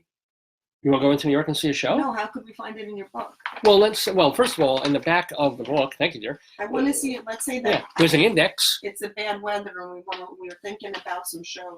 Well, I want to see that Hamilton. You really want to see? I have $1,000 that I could spare for one ticket. Well, I can tell you. That's an obscure view. So much about Hamilton. I can tell you. Oh, by the way, the Lightning Thief is also closing this weekend. But Hamilton is at the Richard Rogers Theater. I know that because that's right there. Hamilton is produced by Jeffrey Sellers, Sandra Jacobs, Jill Furman, and the Public Theater. Public Theater making a pretty penny, I'm sure, from being the first place to show off Hamilton. And then, of course, all the people who are in the cast, and Lin-Manuel Miranda, who wrote it, and Andy Blankenbuehler, who choreographed it, and Thomas Kail, who directed. I mean, all the information, how to contact these people, the synopsis. Does it tell you how to get a cheap ticket? No, What's that's the not what this is code? for. That's not. Groupon. No, this is for the industry. This isn't that kind of magazine. And then you go to the off and off Broadway section, and we do the same exact thing for every show playing in on the stages in New York. Let me find the off Broadway section for you. I'm a little off my game today. I don't know why. Because you did a show on. I did a show 3.5 days ago. That's why. But here, see, look at all these off Broadway listings. All the shows, the producers, the press agents, the theaters, the dates, all the people involved, and all the contact information. You can't get this anywhere else. You know, we were thinking of maybe stopping Performing Arts Insider at the end of last year, because the guy who was the editor before I was, Richmond Shepard, he passed away, and you know, it's not exactly making millions of dollars, this thing. But the subscribers, when they heard that I was thinking of stopping it, they were like, you can't let go of Performing Arts Insider. We need it. We need all this information. It's the handiest thing we can possibly have, because we get 4 zillion press releases that we have to try and read and sort through and look for, and et cetera. And we can't find half the things that are in here, and we can't open a zillion windows on the computer. Here it is, all in the handiest magazine that you can have if you're in the entertainment and the theater industry, Performing Arts Insider. How do you find out about it? Go to performingartsinsider.com, performingartsinsider.com. The magazine itself is not online. Okay, that's just a website that guides you to how you can subscribe, but you can subscribe to 12 issues per year. And if you want to save paper, save some trees, we can even just email you the issue, and it's cheaper to get it that way as well. Performingartsinsider.com. It is the Bible of Broadway. Well, it is a little after 10:30 in the morning Eastern Time here in the Daverhood, where we are doing the Dave's Gone By Facebookio, Podcastio, Programmio of the stream. With me, Dave Lefkowitz, my darling and adorable wife, Joyce. We have coming up the Colorado Limerick of the Damned. We have Bob Brader and Suzanne Bachner, theater people, who will be with us once again to talk about what they do. And we have our yesterday quiz. I don't think that that Cynthia and Jeff are with us this Saturday morning. I think they had to be somewhere else. So we're still going to do the quiz, but alas, we won't have them to kind of play against and be the calibrators, if you will, of how the quiz goes. And by the way, welcome to Karen and Michael and, as we said, Ray and Marcus and Brian from, speaking of theater, he's the theater critic for the Greeley Tribune, which brings us perfectly right to our next segment, which comes from 2 different stories that are weekly in the Greeley Tribune. Whoa, what a marvelous headline this is, isn't it? The Greeley Tribune newspaper, and we call it Greeley Crimes and Old Times, with intro music that sounds like this.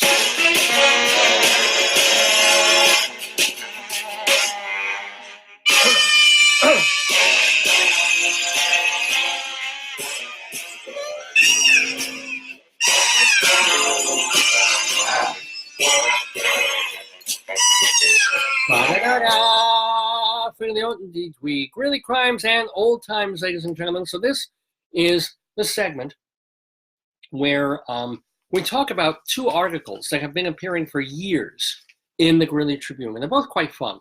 One of them has to do, and this doesn't sound like it would be fun, but they're phone calls that come into the police department, the dispatch of Greeley and Weld County in northern Colorado. And these aren't like the scary, weird, oh my God, something really bad, or we need an ambulance kind of phone calls.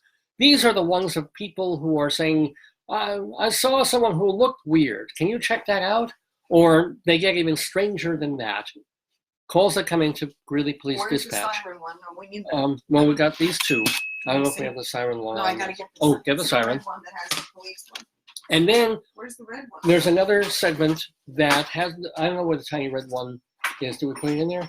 That's the one that has the. Joyce is looking for the all-important noise machines that really make this segment go. Where's the red one? I know. Do we throw it in? Is it still in that box or something? Or No.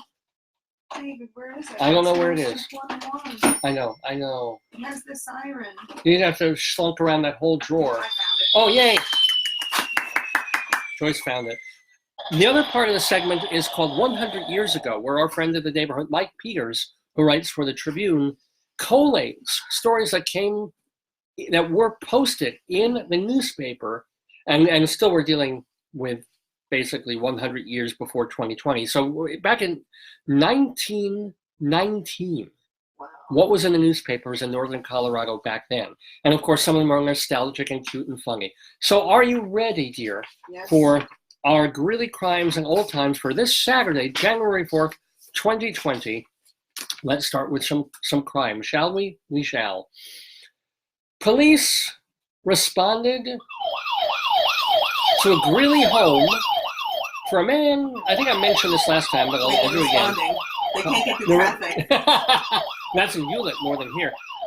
A man shooting at the Queller's garage with a bow and arrow. Nice. Yeah, well, it's a good Robin target. Hood. Yeah, or Robin Hoodlum, more like it. Robin Hoodlum. Yeah, okay. Police also responded to a school on 25th Street for a third grade boy who threatened to shoot a girl in his class. Wow. The boy said he and his dad would shoot the girl and that they'd be able to get away with it because, quote, he's the sheriff. So the kids learned early. What? That makes no sense. What? It's good to be the king. The sheriff, yeah. Yeah. Dad's the sheriff. I can kill you. What? Let's teach our third graders early. That's the sheriff. I can kill. That's not good. Well, it's good if you're the sheriff. You know, what's the Not good. old Tom Lehrer line of nothing could be done because he was the mayor's son. But anywho, this is an old timer story here. A new food kitchen has been started good. at the Miller drugstore. This is the way they used to write in newspapers back in 1919. This food kitchen, started at the Miller drugstore. This is only a foretaste of joys to come when the whole store is running and chill tempts the wind-pierced mortal and fricasseed chicken odors. Ew. What? God. Oh, it smells good. Fricasseed chicken odors are wafted on the winter breezes. It's like, who was writing for the Greeley Tribune It back sounds then? like Marcel it's Proust? It sounds like it's a telenovela. I know, right? And then the wind touched the wind. I haven't had fricassee, though, in a very, very long time. I miss it. I don't even know what fricassee is. It's sort of like if you were making a stew out of chicken, they just cook it a long, slow time, and it just falls off the bone, and it's got vegetable stuff in it and gravy. Wow. It's really, really nice. Anyway, by the way, speaking of the writing and the trib back then and food, 6 residents of Alt will soon leave for California. I guess they're Alt Lang Syne. Okay. They're leaving for California where they will spend the winter watching the oysters coddle and the little shrimps waggle their tails. That's lovely. Isn't that wonderful? Isn't that adorable? It's disgusting. They're going to eat them. Well, maybe. Well, no, they probably won't eat the ones that they're looking at, coddling and waggling their tails behind them. Little Bo Bimp has lost her shrimp, but it will come back to her. And listen, what else? They will return next spring to the town they love because they are alt boosters in every corpuscle. I like that. Is that? Well, I mean, my God, nobody writes like that anymore. I think that person must have been like somebody who was like a WPA writer who couldn't get work. Or this is one of those writers back for small town newspapers where he's got one ink stamp in the top right-hand drawer. He's got some carbon paper and other papers in the middle drawer. And then there's just 3 half-empty bottles of whiskey in the drawer below. He's like, these are my corpuscles. Like, what word do I have? Every inch, and I want every iota of his book. No, corpuscle. Yeah. He just writes that. It's horrible. In Eaton, Colorado, Mrs. McPherson showed off her new carpets. Ugh. How does she make her old carpets, dear? More drapes. Old stockings. Nice. The other from silk dresses, petticoats, and neckties. Oh, God. And I'll tell you, her carpets do match the drapes, if you know what I'm saying. Disgusting. Oh, that's a hairy joke right there, ladies and That's gentlemen. disgusting. Thank you so much. We're doing Greeley Crimes and Old Times, by the way. It's 20 to 11 Eastern Time here in the Daverhood on Day of Standby. Police, this is new. They're responding. We need the siren. Oh, oh, oh. Oh, actually, your mother's calling. Go. Uh-oh. I can't. She can't take that here. Mom. Mom, I'm on the phone with David. What's up? Hopefully it's not an emergency or anything bad. We're just taking a little break here. Can I call you back around 3? Okay. Homegrown radio, ladies and gentlemen. Love to your mom. No, she needs to have something done, but I can't do it right No, now. okay. Anyway, we're doing. But it is kind of urgent. It's not like fluffy. Well, then go. You can call her back in the other room. No, I want to do your Greeley Crimes. I'm trying to do both. Anyway, police responded to a pizza parlor on 35th Avenue. Wow, they were slow getting through traffic this time. Here we go. Wait. Too much pasta. In this pizza parlor, a customer was calling and yelling at the staff for not receiving his order. He didn't receive his order. Police called the customer, who was so mad he had difficulty finishing his sentences. Wait. He was able to say that he was an upstanding homeowner of 40 years who runs a $40 million business. Wow. And he thought it was ridiculous that he hadn't received his $24 pizza in 2.5 hours. What? What was on the pizza? Gold flake? I don't know. Well, actually, no. But if you put on enough stuff, I guess it is that much these days. But still. Give me the. What do you need? Oh, yeah.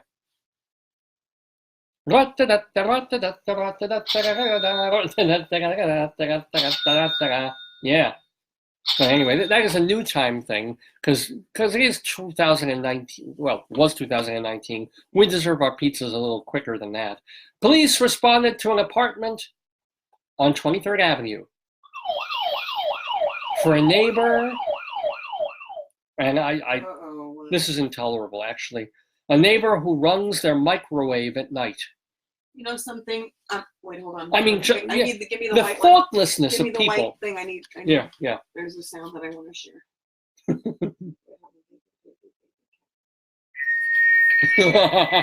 Would you like some popcorn, honey? Wait, hold on. I'm microwaving my coffee. Hold on. What I want to know is how thin do walls have to be where you will hear your neighbors. Well, what's right?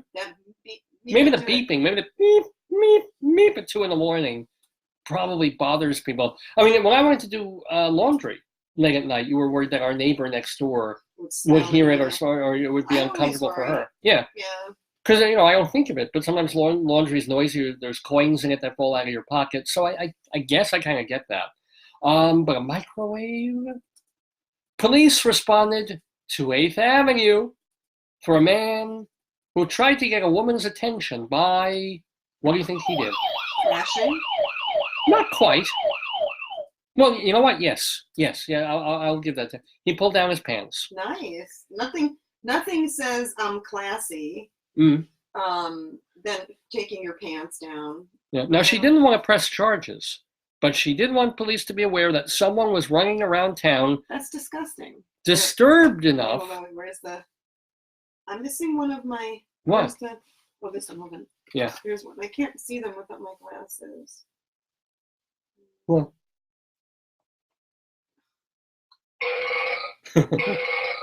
There was a kiss one. I don't know what. When someone is running around town with their pants down, they're nuts.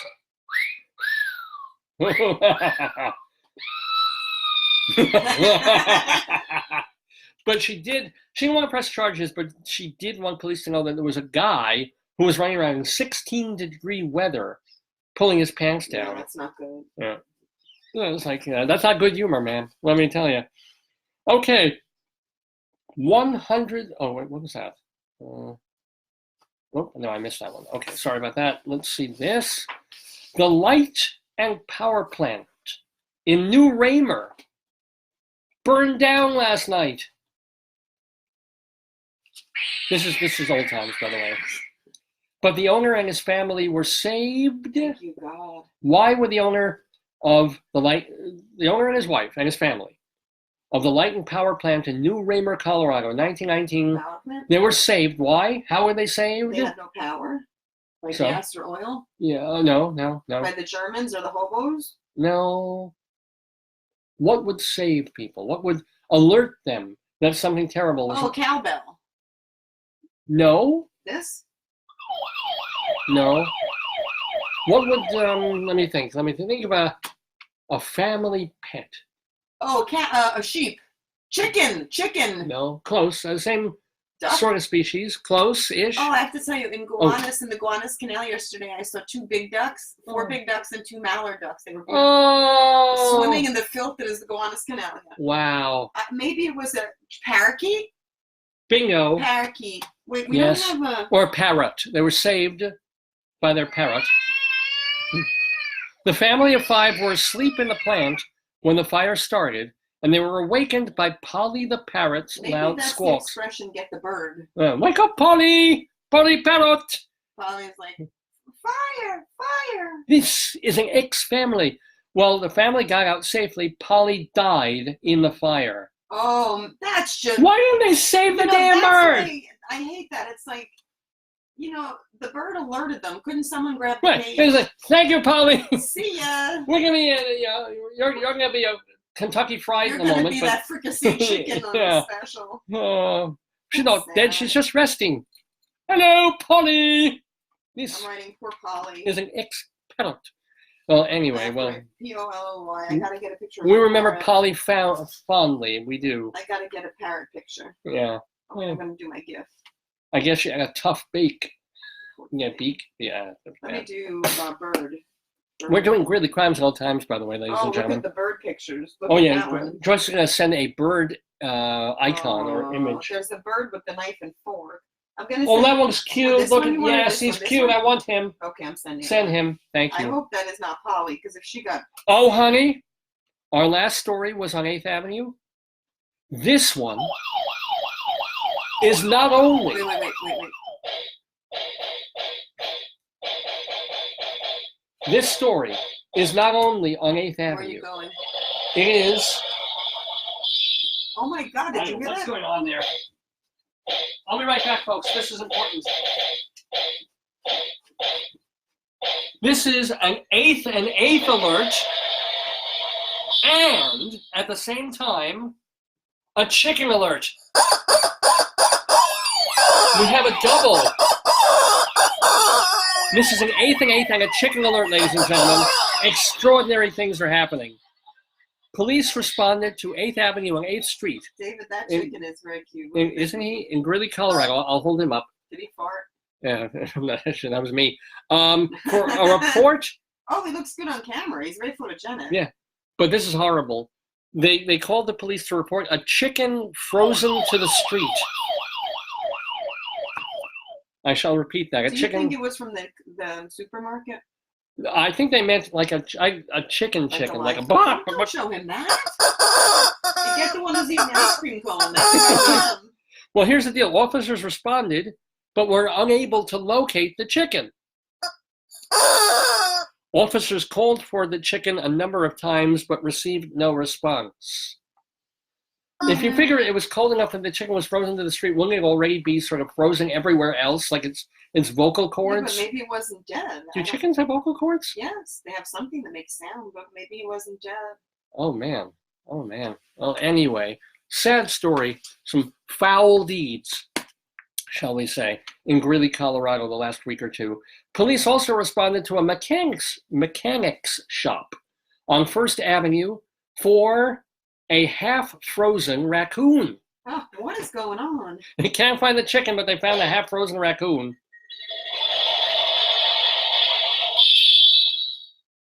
The caller told police he was trying to warm it up with a kerosene heater. Oh, God. What? You know, raccoons are not very nice. They're also, tell him about our friend who had several living in his house. Oh, well, in the garage, Yeah, right? the critter keeper. Yeah. Remember the critter keeper? Tell. No, they were in the ceiling of Steve's house. Yeah. They weren't in They the don't. garage. Our viewers don't know this. Yeah, He yeah. said the story. Well, It was a mother and babies, and they got the babies out, but I don't know if they got mom. He had a horrific odor. And then this man came who looked like Crocodile Dundee with Steve Irwin. He was like, "Woo, Wild Man Fisher." And then he went in there and he wrestled some of the things, and he said they're not good to. Yeah, raccoons play are. with. They No, look cute, but they're really they're not. vicious I mean, and. Oofty looks like a raccoon. You're showing. I'll show our dog again because we want some ratings here. This is our dog Oofty. He's not a raccoon. But now that he's almost 18, Costco won't give us his medicine. Oh, this is hilarious. Please tell them. What does it say? Where's your phone? It says. I got my phone's right here. It says something. A text. I'm going to read this. Yeah. I'm literally going to read this verbatim. It's a phone message from Costco, which does our here. I need my fingers to come down. Yeah. This is fantastic. This is actually great, and this is totally, completely real. It's the real. Costco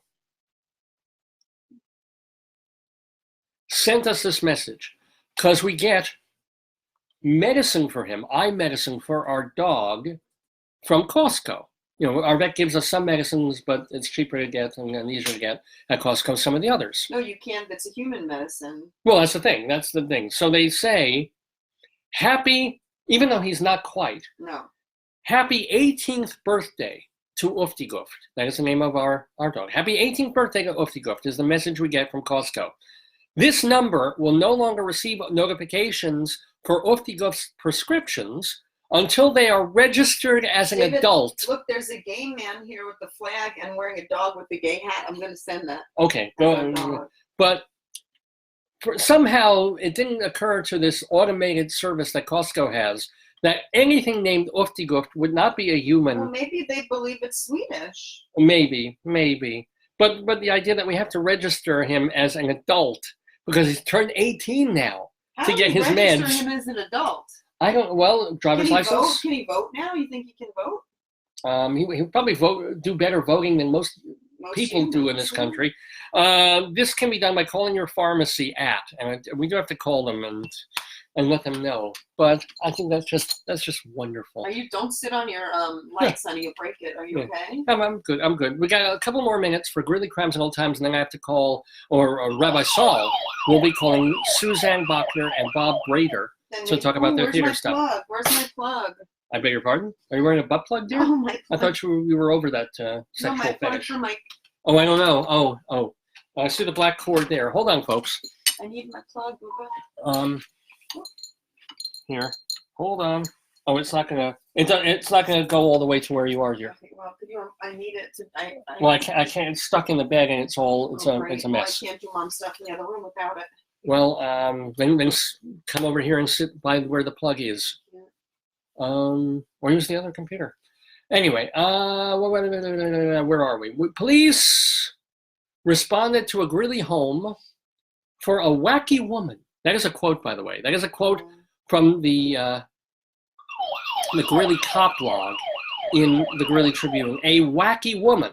The caller said he thought she was acting peculiar because he suspected she injected this into their pork roast dinner.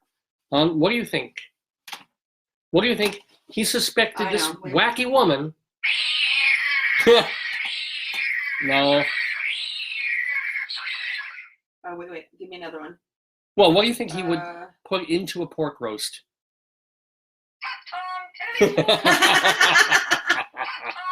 No.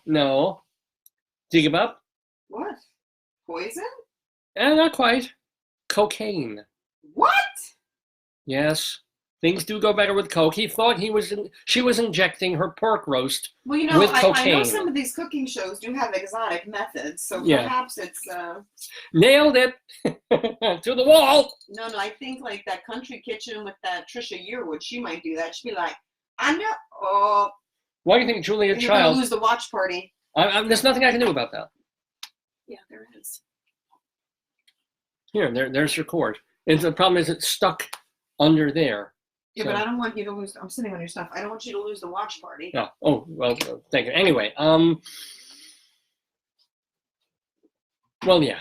So I know we're past the holidays, ladies.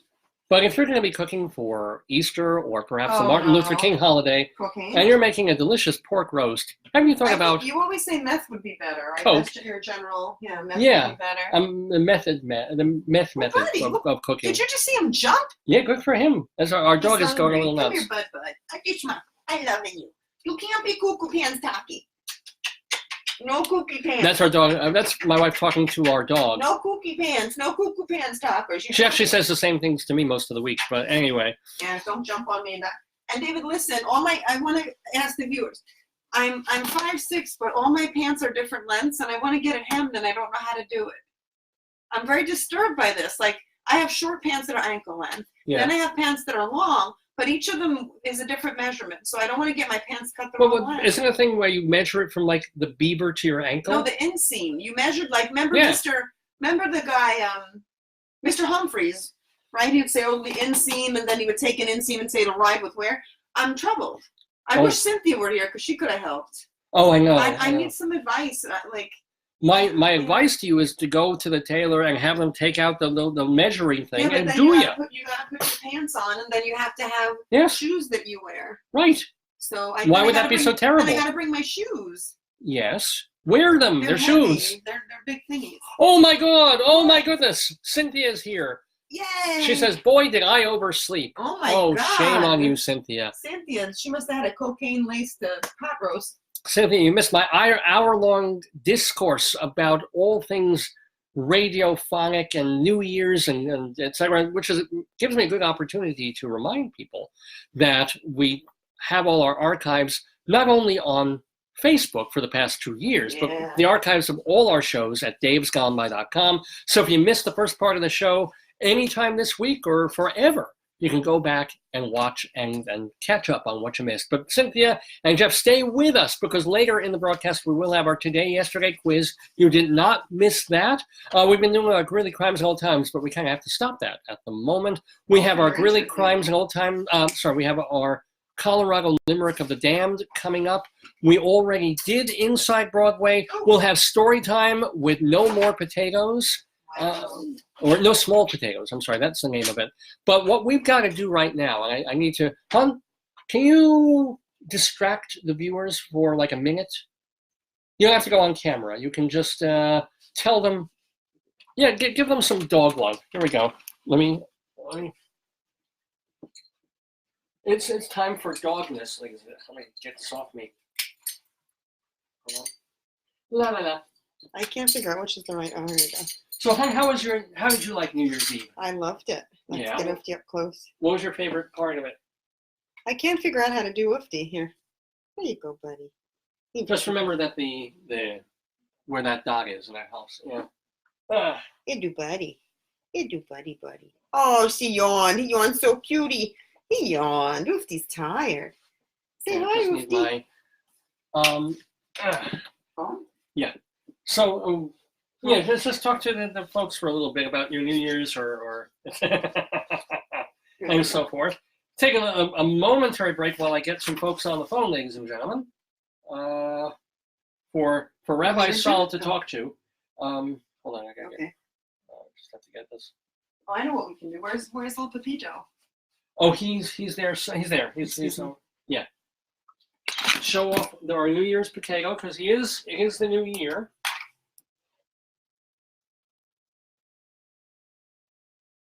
Clear the tasks out of my telephone so it can actually work like a decent telephone for once. Here we go. La la la la. Just give me a mo. Actually, it's kind of nice to have silence, isn't it? I hear myself talk so much. Let's just have some quiet. Oh, look, David, look. Oh, he's beautiful. Pepito wishes everyone a healthy, happy, and prosperous new year. Honey.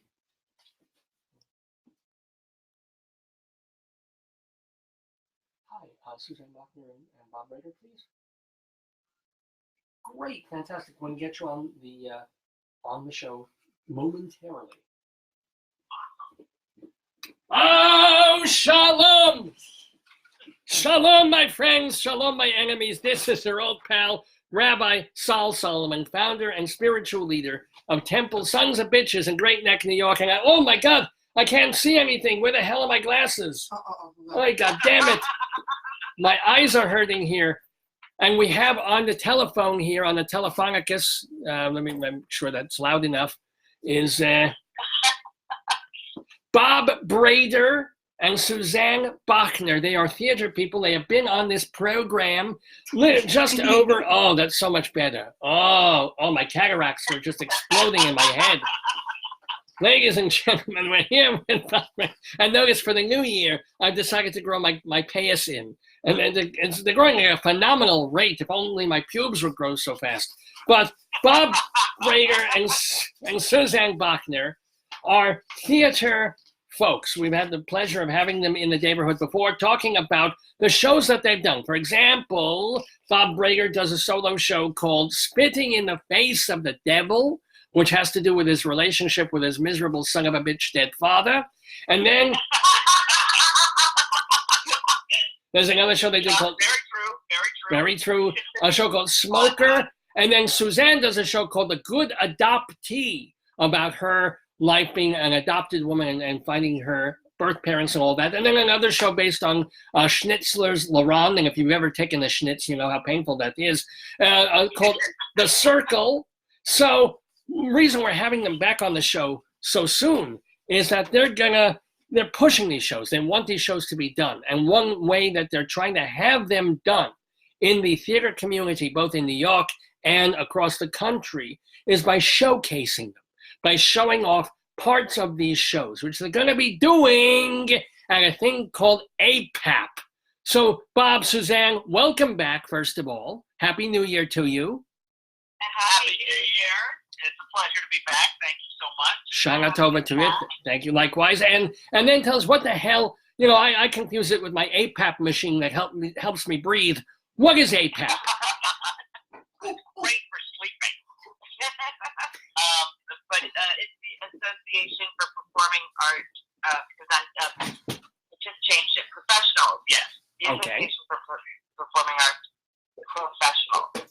And what the hell do they do? What does it mean? And it happens every January in New York City at the Hilton on 54th Street and 7th Avenue. Uh-huh. And theater professionals from all over the world come and meet each other and see showcases and hang out and do workshops. And we come in and showcase their work there. Now, have you done this in previous APAPs? We have. This is going to be our third year doing it. Oh, mit Mazel McGlick. So it's been worth it to you. Why has it been worth it to showcase your work amidst all these folks, as opposed to just, okay, you're meeting all the community, it's nice to be with other theater people, you probably, a lot of hookups at night when people get drunk, that's good too. But what did you get out of it the first two times we were at APAP? Well, we're meeting people, face to face, and you're meeting people who, you're usually not able to actually meet in person, which is really a nice opportunity. But you're making a personal connection with people who run theaters, the people who are dealing with hiring talent, and all of these different things. So you're making a very personal connection with them, and that's really vital in the business. Okay, so has it led, the most important question, has it led to any productions of yours in festivals and other theaters? Have you hooked up with someone you wouldn't have met otherwise, and they say, oh, come down to our thing for a weekend and do your shows? Yes, and we're taking the Good Adoptee to Seattle, to the SJCC there in Mercer Island in February 9th. And you wouldn't have done this, you wouldn't have known about this had you not gone to this showcase, this presentation thing. But the thing is, right. Are you still have to go on your own steam, or are they, are you invited? They are steaming us. We are invited and they are steaming us. Yeah. That's and very nice. Actor Haley Plummer. Yeah. Well, congrats. It's good to be steamed. Gets all the wrinkles out of your shows. But So that's good. So and what you're doing in this one is, I mentioned all these different plays that you work on that you do. You're going to do 20-minute excerpts of. It's not even an excerpt. It's actually what we've been doing with these showcases, particularly this year, is that we're taking the shows and making sort of a mini show. So it's as if the show is 20 minutes. So it's like a continuous. There's an arc. There's a story. It's a continuous experience as if you're seeing the whole play, but it's 20 minutes. Whoa. So in other words, you condensed. It's not a lot of work for us at all to do that. Well, think about it. I mean, so instead of just taking a chunk of the show, you had to take parts of the longer piece and fit them together and make it have an arc. So it's almost like abridging the show rather than just taking a part out of it. Yes? Right, yeah. It is you will get a flavor of the whole entire show from watching that 20 minutes. Well, did it occur to you or anybody watching is like, hey, if you can tell the show in 20 minutes, why do we need 80? Do you get assholes who ask you that? Well, I feel that the 20 minutes, while I feel is really, really good, it's really just a flavor of the show, and it's not the full show. No, I know. You're missing characters, you're missing moments. Yeah. But it sort of it gives you the appearance of a full story told. Yeah. I mean, we also some of our solo shows we have 60-minute versions, like Bob Smoker has a 60-minute version that we do and an 80-minute version that we do. And so when you're doing autobiographical work like that, you're never telling the whole story. You're always telling part of the story. True. Right. But the 20 minutes is kind of like a yummy, delicious nugget that hopefully leaves you wanting more. Somehow the phrase yummy, delicious nugget sounds like an oxymoron. I don't know why. It's just yummy, delish, nugget. I don't, You don't like nuggets? No, nuggets can be delicious. Chicken nuggets can be nice, chocolate-covered nuggety things, but yeah. Nougat is all right. Let's say yummy, delicious nougat instead. Now, speaking of because I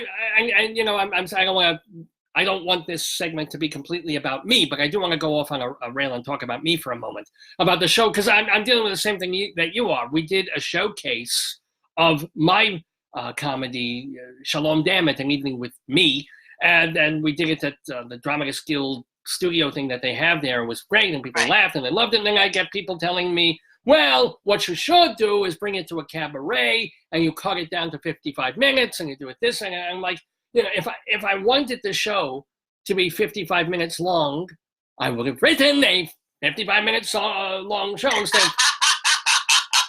As it was, I was cutting a show that was 2 hours long down to an hour and a half. And then it's like, oh, no, you need to cut. Just cut. You can do it. It's just comedy.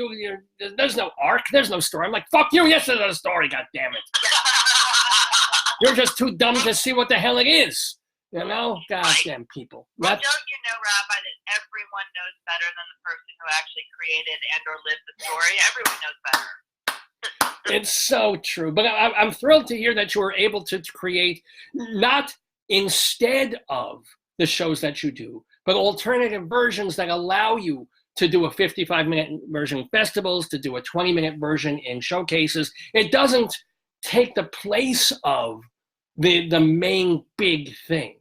It's there instead, and a usable thing that allows you to go many more places and do many more things. Right, and I think that's one of the important things when you're kind of doing solo shows and things like this is to have some of that flexibility, to be able to do like an hour long or your full 90-minute show. It allows you to go more places, because there are some places that are like, we only do 60-minute productions. So when it comes to solo shows, so you have to fit into their criteria without hopefully damaging your show. Now let me ask. The other booking that we have coming up in the new year is Bob Brader Suzanne is going to the Grange in Vermont. Ooh. And that came about in the One and Only Festival. Yeah. And that came about sort of roundabout through showcasing at APAP, but he's bringing the 60-minute version of Smoker there. Cool. Because of the festival, and also because we love doing talkbacks after the shows, and that allows us to add a talkback, which we don't usually get to do when we're doing a festival because of the schedule. Oh, I'm so glad you mentioned this, because I read an interview with you guys. It's funny. I was talking about the Clyde Fitch report earlier on a whole different reason. Dave was on the show, but they did a terrific interview with you guys, and they mentioned a great question of the stupidest thing anybody's ever asked you at a talk back after one of your shows. And it's so wonderful. Bob, could you please tell us the dumbest goddamn thing? And this was in California. This, of course, was on the West Coast. This is, of course, in the Sunshine State. San Diego. Yeah. San Diego. And actually, that's where we met Haley Palmer after For the Good Is Not Me. Yeah. Hello. What you think? Oh, yeah. I had a lady who was in the audience, and she said, it says here in the program that you went to NYU. And I noticed that the character on stage that you were playing also went to NYU. Is there a correlation there between those two people? Not realizing that the show is completely autobiographical. That it's your story. Yeah. Which it says numerous places, totally true story. So Yeah. I'm not sure why she didn't see that, but I thought that was a very silly question. But it was nice that she noticed that. I also chalk that up because sometimes the story of spitting in the face of the devil is so dramatic and so challenging for people to, like, in the theater, they can see any kind of horrific stuff on TV or in the movies, but in my theater, it's sometimes they just get this shield that says this didn't really happen in real life because I can't accept that. Right. I can't accept a horrific abusive pedophile existing, and this person is as spawn as that pedophile. And so I think that it's a coping mechanism, the shield.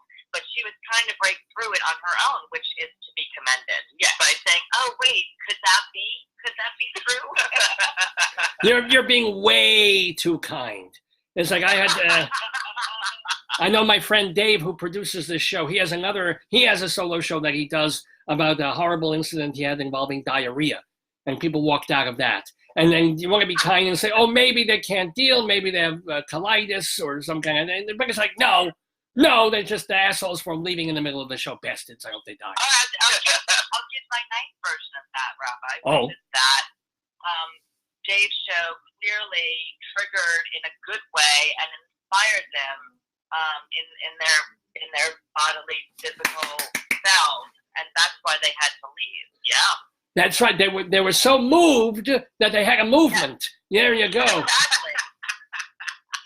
Now, here's a question for you guys. We're talking with Bob Brader and Suzanne Bachner of the John Montgomery Theater Company about all their shows and stuff. So you've been doing this for how many years as a twosome and doing your thing? Several years. Wow. Several. Has it gotten harder? We've Yeah. been partnered together doing theater for since 2006. Okay. Yeah, but we weren't partnered. I cast Bob in a show, and he just wouldn't leave. He would show up at rehearsals and stay late and arrive as early as I possibly could, and Right. And then finally I said, maybe you should be managing director and do some, you're doing producing stuff and you're not getting any credit, and why don't you be managing director?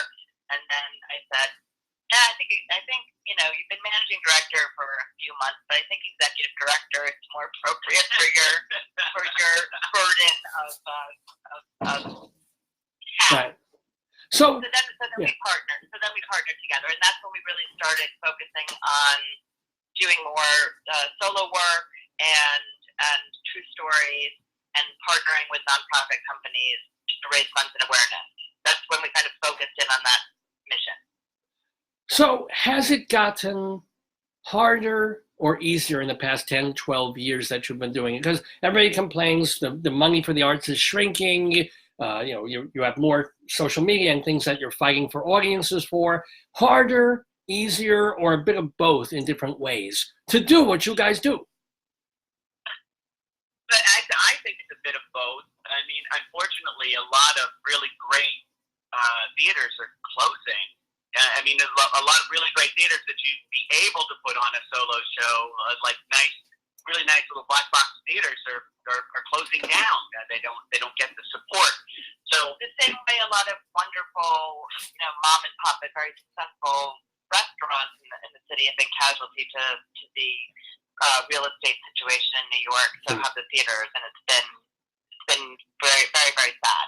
Yeah. Like the whole list of theaters that we've performed in New York have, like 2/3 of them are gone. Yeah. And Wow. and that's horrible. I mean, people are really trying to address that, but it's tough.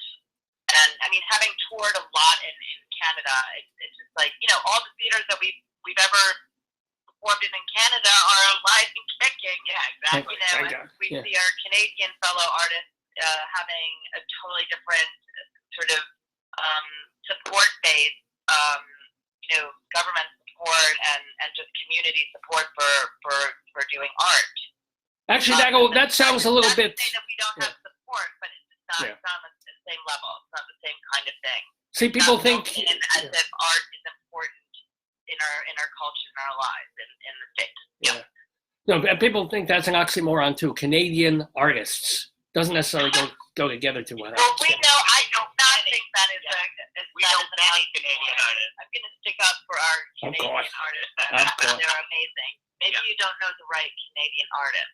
And has it? We actually have an amazing Canadian artist friend who is an incredible Jewess who grew up in Edmonton named Melanie Gall, and she has a voice that is like touched by angels. Yeah, she's incredible voice.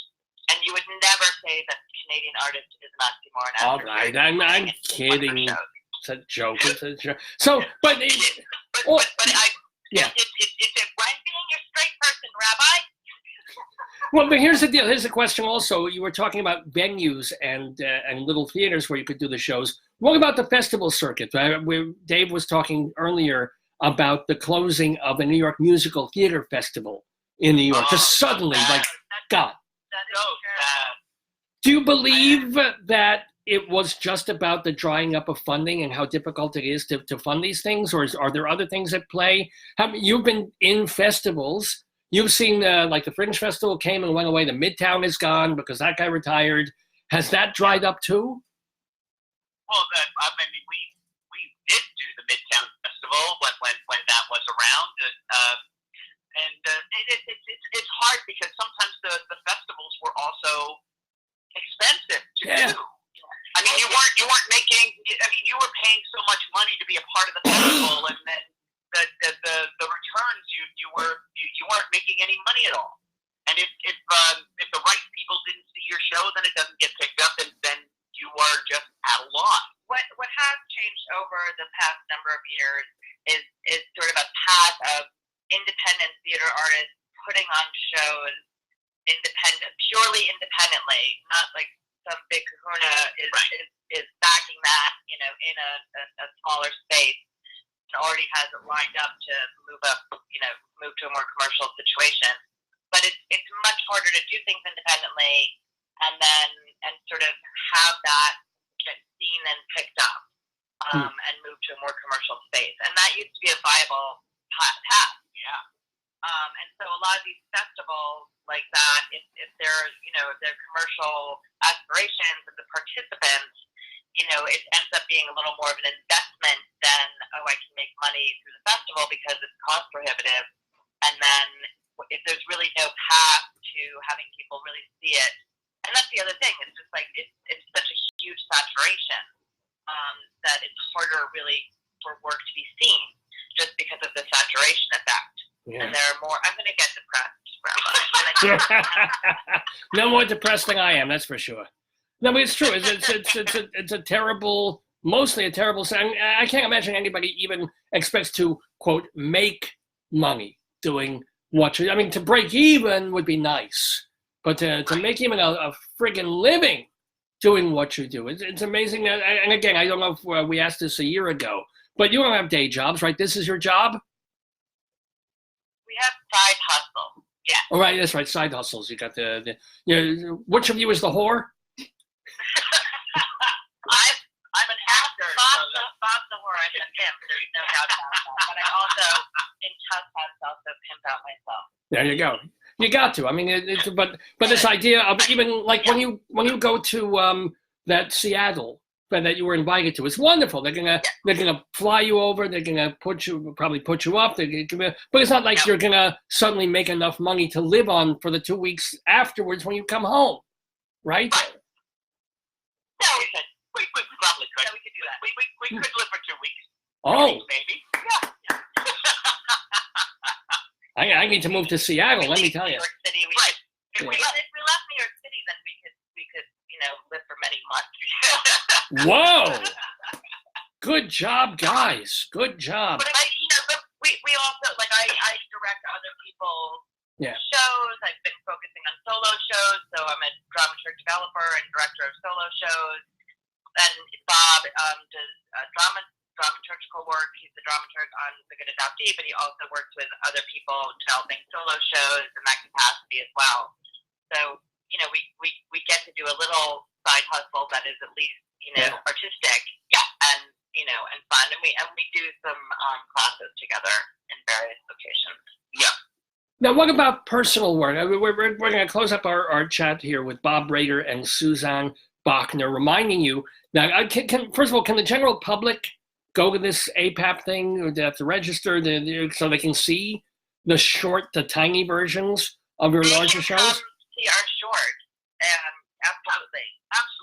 Oh, okay. And I mean, if anyone goes to our website, jmtctheater.com, there is a link. It says APAP. There's a thing on the menu bar. It says APAP 2020. That's all the information. And you can see sneakier peeks on our video.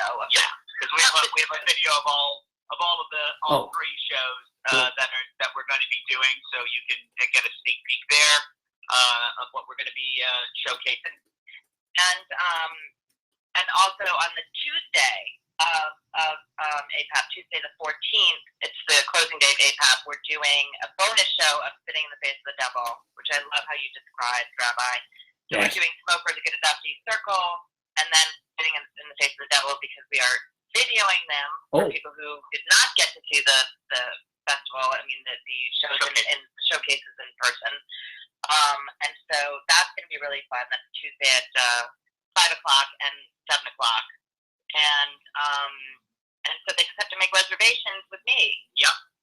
And you can find out how on right there at jmtctheater.com. JMTC, John Montgomery Theater Company, jmtc.com is the place to go. So the last question for you guys is, the 4 shows that you're doing at APAP, they're done, they're old, you've done them for a couple of years now. What's cooking, if anything, and if you're really ready to talk about it? Are you working on new solo works? Are you working on another project together that's different and new? Well, I'm working on a new play called Conversations with My Divorce Attorney.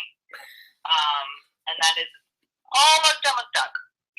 Almost ready for other people besides my actors and dramaturg, Bob, to see. So I'm very excited to complete that.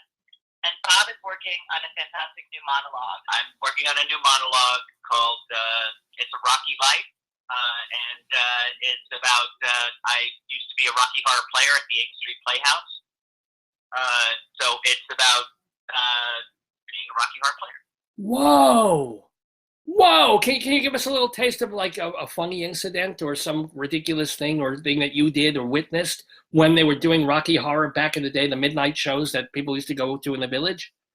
Well, I can tell you that I used to go to the 8th Street Playhouse dressed as Brad. I did it when I was in college, '87, and I would go to the theater dressed as Brad all the time, even when because I wasn't performing there, I would just go to the theater dressed as Brad. He performed in Pennsylvania, right, for many years. In the sticks, he was Brad. And so the one day I was sitting there in this woman came up to me. She was in a Janet outfit. She had a mohawk and pink hair. And she said to me, hey, do you know the part of Brad? And I was like, yeah, of course I do. Look at me. I'm dressed as Brad. I know the part of Brad. And she looked at me and said, no, really. Do you know the part of Brad? And I said, yeah, I do. She grabbed my arm. She pulled me over to this gentleman who I didn't know who he was at the time. It was actually Sal Piro, and who is the head of the Rocky Horror Picture Show fan club. And he turned around and he was like, you look great. Do you know the part? And I was like, yeah, I know it. And he's like, great, you want to be our Friday Night Brad tonight? And I was like, oh my God, I'm going to perform here at the 8th Street Playhouse. And so I was totally nervous, and me and the lady with pink hair went over and started working out the opening number, the Damn It Janet number. And then I went on it on a 300 screaming fan. And it was terrifying. My knees were shaking. I remember I was absolutely terrified. And after that, Sal Piro came over to me and he was like, hey, you're pretty fucking good. You want the part of the Friday Night Brad? And I was like, oh my God, I'm going to be the Friday Night Brad at the 8th Street Playhouse. And that is how it all started at 8th Street. Wow. Wow, Mazel, I had no idea about that. That's so cool. It's just, and the nice thing is, let's face it, you can walk around New York, or you can walk around Kansas as Brad. Nobody even know you're a character. Right. Yeah. It's a good thing you weren't Rocky. It was, it's a good thing you weren't some of those other, like the assistant character. But good for you. Oh my gosh, I'm so glad I asked that. That's great. Ladies and gentlemen, we have had such a delightful time talking with our own Brad and Janet. What? Wait, what? Thank you. Oh, yeah. It was a joy. Suzanne Bachner, excuse me, and Bob Brader. They're part of John Montgomery Theater Company, JMTC.com, to find out about all the stuff they're doing, not only at the APAP conference in New York this month, but also if you happen to be listening and you're in Seattle, go see them there. Go see them in Vermont and check out where you can see these marvelous one-person and larger shows that they are doing. It just remains for me to say a Shana Tova, a Happy New Year again to you both. Happy New Year. And may you be performing your solo shows in the absolute correct place for it. I'd say the Meadowlands. There you go. It can be done. Same for your solo show. Dave. Yeah, Dave. God willing. God, from your mouth to God's ears. And God has very big ears because he's God. Thank you, guys. Thank you so much. Thank and you so much. Shalom to you both. Bye-bye. Shalom. Bye. Bob Brader, Suzanne Bachner, here in the Daverhood with me, Rabbi Sol Solomon. It's been a delight. Happy New Year, by the way, to all of you, since this is the first time I'm seeing you in the new year. So, ladies and gentlemen, let me bring Dave back to do more of the Dave's Gone By Facebook, your podcast, your program, your thing that he does on this thing. You'll see it. He'll be here. I got to play some music. Dave will be right there.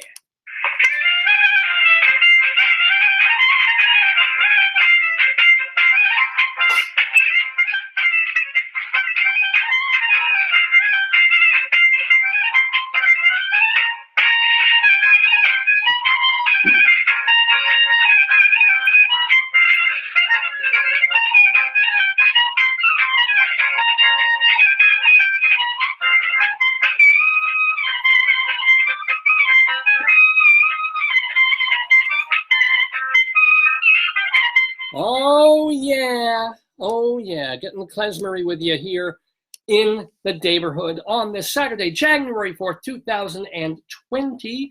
I'm Dave Lefkowitz. You are enjoying, I hope, the Dave's Gone By Facebook, your podcast, your program, your stream. It's 11:30 in the morning, Eastern time here in the Daverhood, and we've been having so much fun. Remember that you can email me. davesgoneby@aol.com is the address, davesgoneby@aol.com.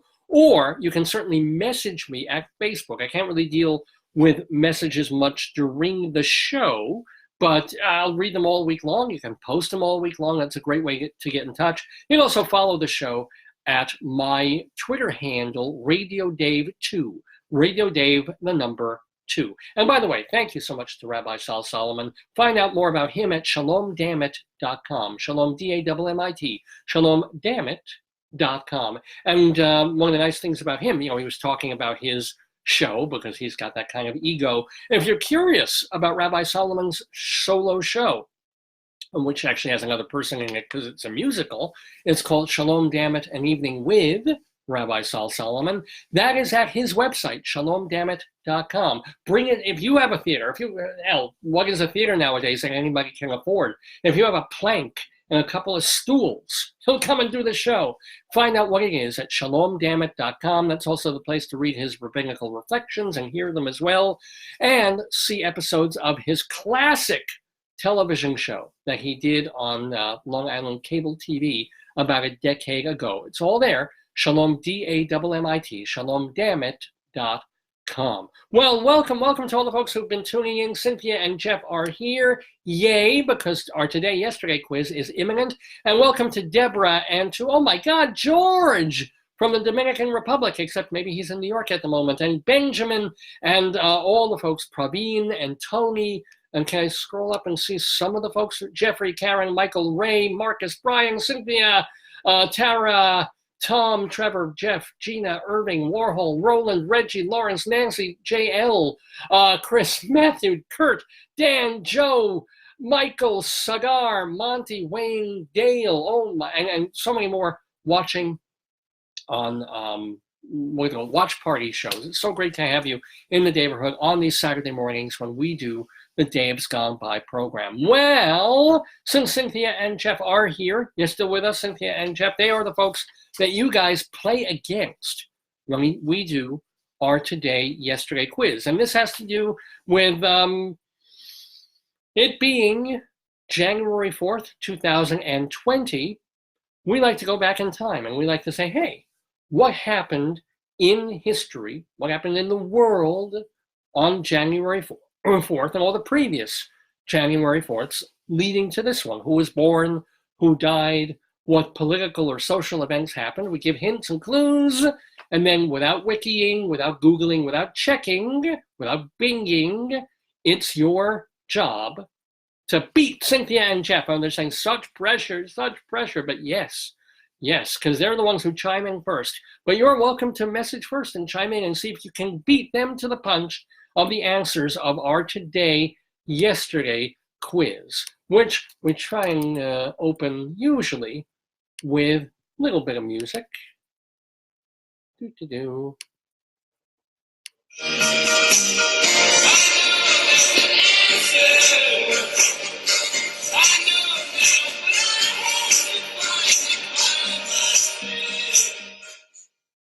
Yes, we know there's an answer. In fact, I've got the answers written down, which is probably the only reason I know them. So are you ready? We've got 8 questions for you on this first Today-Yesterday quiz of the brand new year. We're going to start way back when, 1570. The year 1570. The Spanish viceroy of Zutphen City banished Just Zweite, the city's only doctor. Why was the doctor banished from Spain, or from this town in Spain? The answer, or the multiple choice here. Was it because A, he was Jewish, B, he was Ottoman Turkish, C, he killed 4 patients in the same day, or D, he killed 14 patients in the same day? So let's answer this again. This is, or ask this again.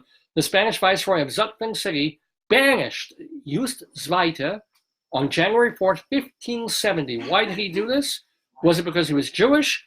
Was it because he was Ottoman Turk and they were in a war with the Ottoman Turks at the time? Was it because he killed 4 people in the same day? But you say Otto Turk. Otto Turk. Well, no, Otto Turk was the leader guy. He killed 14 patients in the same day. And, well, we have an answer pretty quickly. Let's see. Will Rabbi Sal Solomon be happy about this answer? Yes. And the answer, yes, Cynthia and Jeff got it. They banished him because he was Jewish. Spain has not only been kindly to our Jewish brethren, so 1-0 for Cynthia and Jeff. How are you guys doing on our Today, Yesterday quiz? We're going to move up almost 300 years now. 1865. 1865 is the year. Number 10 Broad Street in Manhattan became the first permanent headquarters of what institution? It's not a multiple choice. You gotta get this one on your own. Number 10 Broad Street in Manhattan became the first permanent headquarters of what institution? The Department of Health? No, Joyce is making the it. Wall Street's the stock exchange. Okay, we have an answer over here. I will give a hint. It's still around, Stock exchange. but it expanded to take up, you're trying to beat Cynthia and Jeff here to the punch. Stock exchange. It expanded to take up more of the block, and the one to which it is perpendicular. Okay, I think now Cynthia and Jeff are playing against my wife, Joyce. Damn right, Skippy. Cynthia and Jeff's answer is the Bank of New York. Well, That's a private entity. yeah, no, my wife got it right. Joyce got it. It is the New York Stock Exchange, because now it's not only at Broad Street, but it's perpendicular with Wall Street, which is what we consider now the New York Stock Exchange. So yes, but it was established. It found its permanent home back on this day in 1865. So Cynthia and Jeff are 1-1. Joyce, she wasn't here for the first question, but now she's 1-0. Yay. Let's move it up a few more years to our next Today, Yesterday question. 1935. 1935, after appearing on Broadway in Roberta and Red Hot and Blue, this comedian made his first of many national radio appearance as the guest MC on something called the Intimate Review. When he died at the age of 100, this fellow was buried as an honorary veteran of the armed forces. Who was he? So there's a question. Cynthia and Jeff and everybody else, it's not just Cynthia, you're playing against them, but you're also trying to beat them. So everybody listening, you can chime in. You can type in your answer and try to beat them to the punch on, after appearing in Roberta and Red Hot and Blue, this comedian hit the radio for the first time, the national radio, for the first time on a show called The Intimate Review today in 1935. Years later, like 80-something years later, when he died, he was buried as an honorary veteran of the armed forces. Can you name him? We do have an answer from Cynthia and Jeff. Joyce, do you want to... Give me it again. The guy hit the radio the first time today, and then spent many years in radio, also did... Arthur Murray. Arthur Murray, I don't know. No, this time Cynthia and Jeff beat you. It was, of course, Bob Hope, who was buried with military, I don't know if he was buried with military honors, but the military honored him at his death for all that he did with the USO shows and going overseas all those times to entertain the troops. So, okay, well done, Cynthia and Jeff. Let's get to our next Today, Yesterday question. Born today, yesterday, in 1960, in Georgia, was this lead singer of a band whose album titles include Monster, Up, and their final collection, 2011's Collapse Into Now. I should know that. Name the singer and the band. Okay, so give it a little bit of time for you guys to think about. Person born in 1960 in Georgia. Lead singer of a band, and the band's albums include Up, Monster, and Collapse Into Now. Name the singer and the band. Oh, Well- Five-ish Finkel. Excellent. Oh, Cynthia and Jeff are coming up with nothing. And Five-ish Finkel. Joyce is saying Five-ish Finkel. Damn right, Skippy. Five-ish Finkel did have a band featuring his son on the xylophone. He did the Finkel salsa. He did the Finkel I'm still salsa. inviting people, David. This is like... So anyway, but the answer is Actually, if I mention a couple of other of the albums, maybe you'll be more likely to get it. For Monster example, is very popular, but I can't place it. Automatic for the People. Oh, REM. And their lead singer. Oh, we saw him in the Hamptons. He's remember we saw. No, we saw Fred Schneider, the B-52s. But no. Who led REM? Michael Stipe. Close enough. Michael Stipe. Michael Stipe, who was born today in 1960 and has one of the greatest voices in rock and roll. And what were some of there was Reckoning, there was Fables of the Reconstruction, Green was good, Out of Time. Wow. Those were some of the other REM albums. But anyway, I personally obviously picked some of the lesser known titles, so it won't be so obvious. All right. Oh, I tricked you on that one, folks. I got you on that. What are you looking for? Did you see my phone? Were you using it outside to talk to your mom or something? Oh, okay. Look, David. Do you see my glasses? David, do you see your shirt? Where's your shirt? My shirt. Isn't this a beautiful new shirt? I love it. That's one we got with Esther. I think it goes. Okay. We're halfway through our Today-Yesterday quiz on Dave's Gone By. Time for another and other question. 1960. So we're staying in the same year. 1960, dying today. Now, Joyce, you're probably going to get this one, so just hold on to it for a moment or two. No, he didn't die in 1960. Dying at the age of only 46 was this Nobel Prize-winning Algerian-French philosopher and writer who wrote The Stranger. Oh. His views helped foster both absurdism and existentialism, though he himself rejected the existential label. It was Uftigut. Name this person, it's not Uftigut. And Joyce is saying Five-ish Finkel again. I don't know why. And by the way, welcome, Joseph, to the show. So who are we talking about? Who died on this date? I can't believe he was only 46 years old. Dying at 46, Nobel Prize-winning philosopher and author, wrote The Stranger, and through that and through his other works, worked through absurdism and even existentialism, even though he did not see himself falling into that category. Oh, poor. It's not Five-ish Finkel, nor was it his son Ian Finkel. And Cynthia is saying she's going back to bed. She can't get any. Oh, Cynthia and Jeff. The Finkel salsa? No, it wasn't. Joyce, do you want to take a real guess on this one? I'm looking for chocolate in your bag. Who wrote The Stranger? I think we ate it all. It's gone. Oh, there's a book. Oh. Ta-da! Oh, good. Who wrote The Stranger? Rumi? No. Think of a cow. Where does a cow go? Moo? Mustafa? No. Fabio? No. If you put a cow on Facebook Live, what would he be? What would it do? I don't know. I don't get it. It would do a Camus. Oh, Camus. Yeah. Marcel Camus was this. Did you say French? French Algerian. Algerian. That's what threw me. Yeah. Anyway, yes, Marcel Camus. Was it Marcel Marceau? Wasn't Marcel Marceau. Although we can give a little shout out to Marcel Marceau. Could you wear your tie? I would like a formal. Okay. I can't put. Is this Velcro? No, it's just. I'll fake it. Here we go. Ow. Ow. I was supposed to fit around my neck. Oh well. That's before. Oh, there you go. You look It's like a Billy quarter Joel to after 3. an all-night bender. Here we go.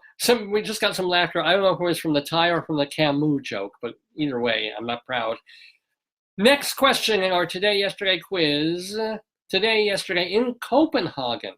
Oh, the Copenhagen, yeah. For 33 years, these assistants to Danish barbers did something that ended on this date.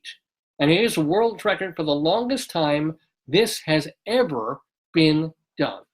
What did these Danish barbers? Sharpened a razor. Good answer. No. What did these Danish barbers do for 33 years? That is a world record that before and I believe since, nothing has lasted this long that they did. As long as they did it. I don't know. In this town in Denmark, in Copenhagen. What did they do? I'm waiting for something to have to take a stab. I know it's not an easy one. And my hint is... Give us a hint. The hint is, it's actually what they weren't doing that makes this a thing that made it a world's they record. weren't hand washing? Ew. Oh. Ew. Oh. They were But no. getting the combs from that slimy blue solution. I don't think they invented the slimy blue No. solution by then, which, by the way, is so good in a milkshake. Oh, Jesus. Cynthia, Jeff, did you actually go back to bed? I'm gonna have to do a count Are they back. ill? Why are they sleeping? Oh, they didn't sleep. They're actually not. I'm not sure you're joking. It's just because they're not getting the answers to this. Do but they have what do you call it? Insomnia? I guess so. I have aphasia, so I don't. And they're probably just getting used to the new to the house or something. But here we go. I've got to count it down. They're probably busy. Hun, do you want to take a stab at this? Oh no! I hope I didn't. Oh no, this is different. No. The Danish barbers. Yeah. For 33 years, they didn't do something for a particular What was reason. it? Yeah. For what didn't they do? What was the reason, and what made it the longest running one of these ever? They did not wash their hands or touch the blue liquid, and I think they did not yell profanities in Swedish. I was in Sweden. They didn't say the word. This is Denmark. This is Copenhagen. Oh, well, close enough. Yeah. It's. But here's the deal. Yeah. It's what they didn't do, right? And maybe this is kind of a hint. Even though this is Denmark, this sounds like more like something that would happen in. Is it Hamlet-y? Like they didn't cut off they didn't kill. Oh, you did. Nihal. Oh, wow. What? Nihal likes the she likes the Suzanne and Bob interview. Nihal just gave a like on LinkedIn. She really likes it. Oh, that's great. I'm glad they liked it. Yeah. She likes it. Or thank Rabbi Saul. So here's the deal, Vic. And I guess Cynthia has a question mark on this one. Here's the question. What? What? So for 33 years, Where? make believe that this isn't Copenhagen. It's much more likely for something like this to be believable coming out of France. And they Paris. didn't strike? Yeah, that's what I thought. That was the thing. For 33 years, these Danish barbers were on strike. That's lovely. How do you have a strike that lasts 3.5 decades? That's why people in that region are quite depressed, because they have long hair. Well, I know, right? They're tripping over their How pubes. much for a cut and a trim? Yeah, my gosh. Your ear hairs would have been phenomenal. What do people? Did they go to the next town? Did they leave the country to get their hair cut? They did it at home. There was no YouTube, so they probably just winged it. And people didn't live that long back then. Everybody had a bowl cut. Yeah. Men, women, everybody had the same cut. Maybe the strike ended when the last barber died. That's worse than the air traffic controllers. But anyway, that was the answer. They were on strike for 33 years. Okay, we got another question in our Today Yesterday quiz. 1984 is the year. 1984. NBC TV debuts a new sitcom featuring Harry Anderson as a low-level judge. What is the name of the show? Let's Cynthia and Jeff are having a tough time this one. Cynthia and Jeff and everybody. What was the name? Is Harry Anderson, kind of known as a comedian and a magician, sort of, got a sitcom. He starred in a sitcom on NBC TV that debuted. I guess it must have been a mid-season replacement. Debuted January 4th of 1984. Didn't it have Bull? Wasn't Bull? Bull was on it. That's right. And Marky Post was like the girl. Oh, sorry. Who, or what was the name of the show? You can say it, but it's Cynthia. Well done. It was indeed Night Court that debuted on this date, Today Yesterday, in 1984. All right, we're back on track, just in time for our last Today Yesterday quiz question. 1999. So tonight we're going to party like it's 1999.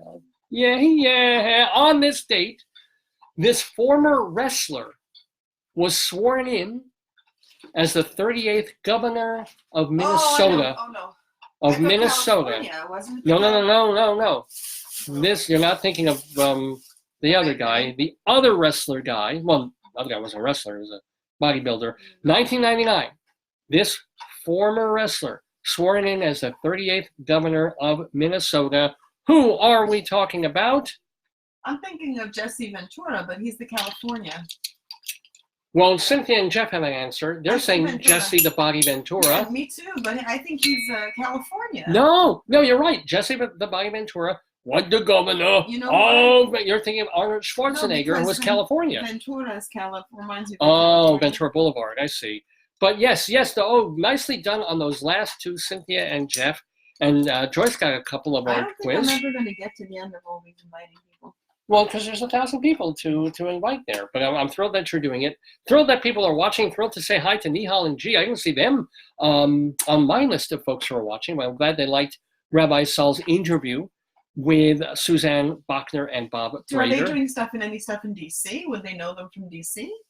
At some point, Yeah, they that's what I'm probably wondering. did. Yeah. Or New York. They've been around long enough to do stuff in New York. Welcome, by the way, to Phyllis, who has just tuned in. There are a lot of people. Yeah. Tim, Adam, look at all. I mean, Joseph, Deborah, George. Who else on your list? I can't. Tell even- them while I go look get at- no, what I I need right now. I- Ooh. Step wrong. Where are you going? I gotta Yeah, get. Oh, Look at the list, David. This is the list. of people, yeah. Yeah, I just I want you to need know. them. Look. Oh my goodness. Let's read some of these look, names. Look. Oh my Too God. much. It's too Crystal, much. Adam, Mark, Will, Paul, Tom, Jay, Eric, Anessa, James. Oh, Bruce joined for a bit. Hey, Bruce used to join all the time. Well, anyway, welcome to all the folks who are tuning in or have tuned in. Remember, if you missed part of the show or all of the show, you can watch the previous stuff. It will be archived here on davesgoneby.com and also on this Facebook page and also archive.org. Or if you need a podcast and you just want the audio, remember that it's really the easiest place to download it is castbox.fm. I spent most of my week, I just do this show 3 hours a week, but the rest of my week is just trying to put the damn videos all over the place on the internet so people can see it. Oh, Esther just joined. Welcome, Auntie Essie. Welcome, Auntie Or as we Essie. call it. What did we say? The great aunt. What? Remember when I texted her and it became like the great Queen Esther or the great Esther or something? It had a weird. We're only 3 months from Purim. Yeah. Esther's getting ready. She's got to keep rolling that holiday. Or actually, no, it's only 2 months from Purim. February, 2 months. Yeah. Anyway, welcome to all the folks who are tuning in.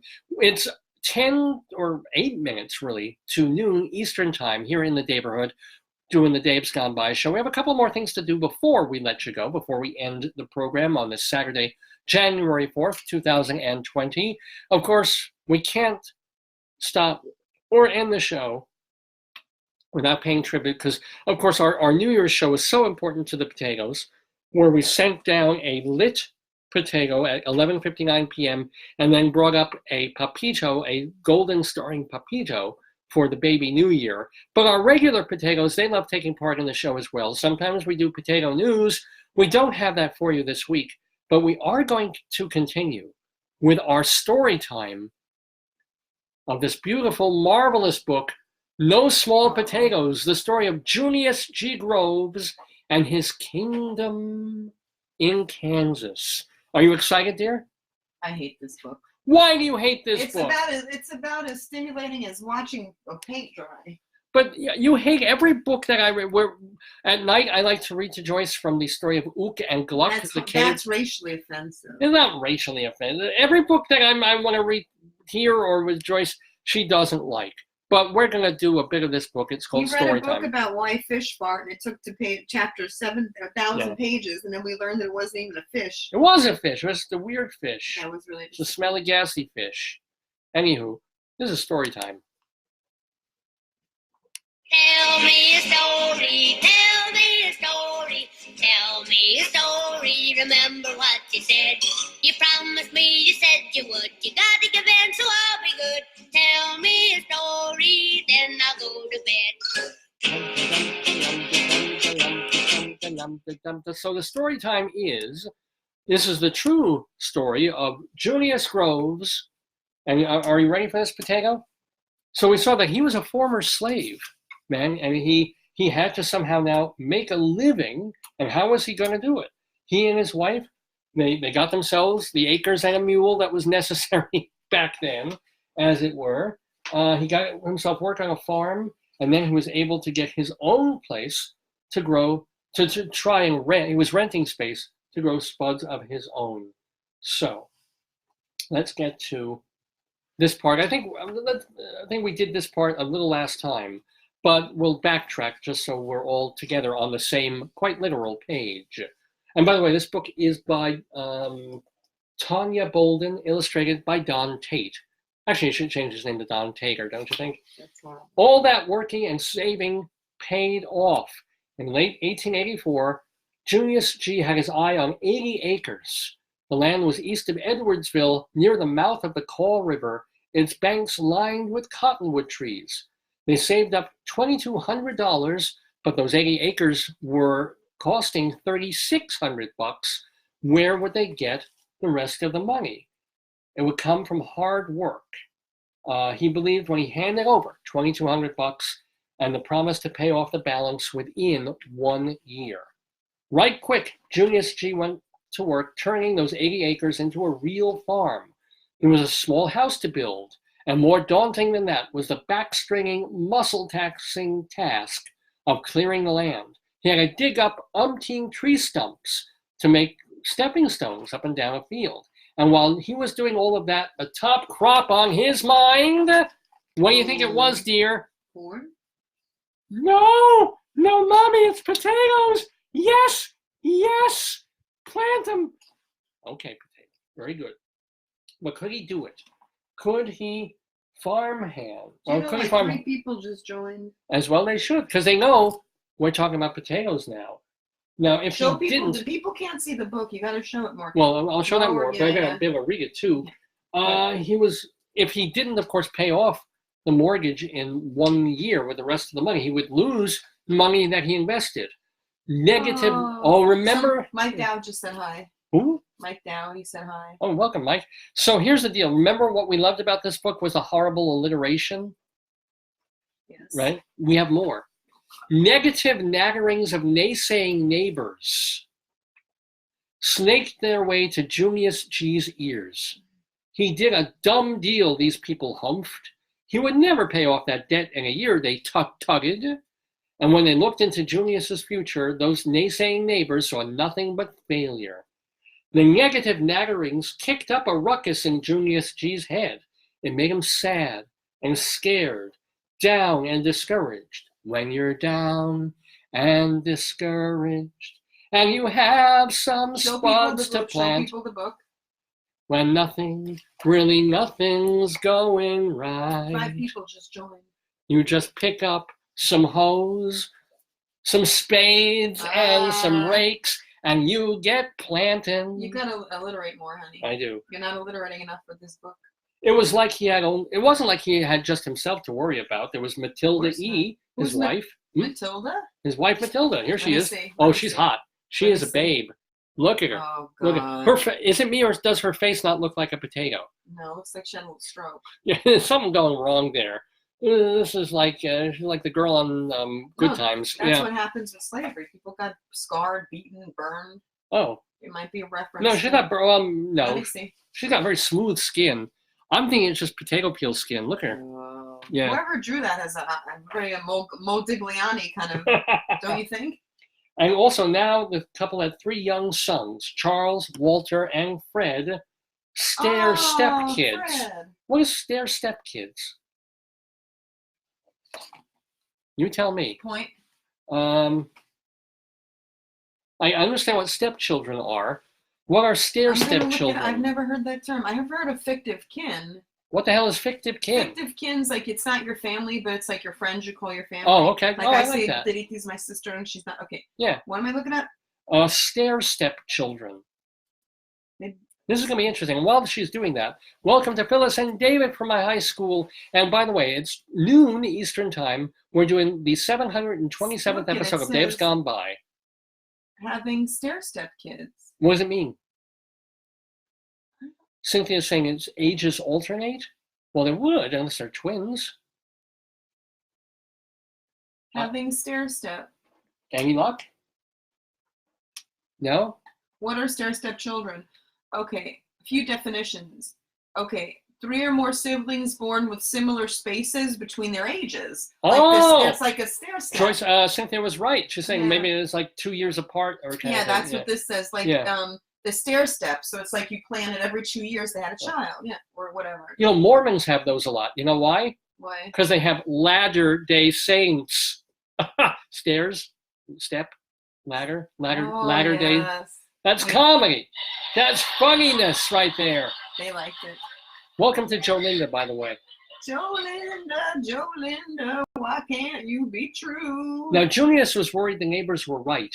and he was worried maybe he dreamed too big. Maybe he had bitten off more than he could chew. What to do? What to do? So we're telling the story, of course, on Storytime of no small potatoes, and let's face it, there truly, truly aren't.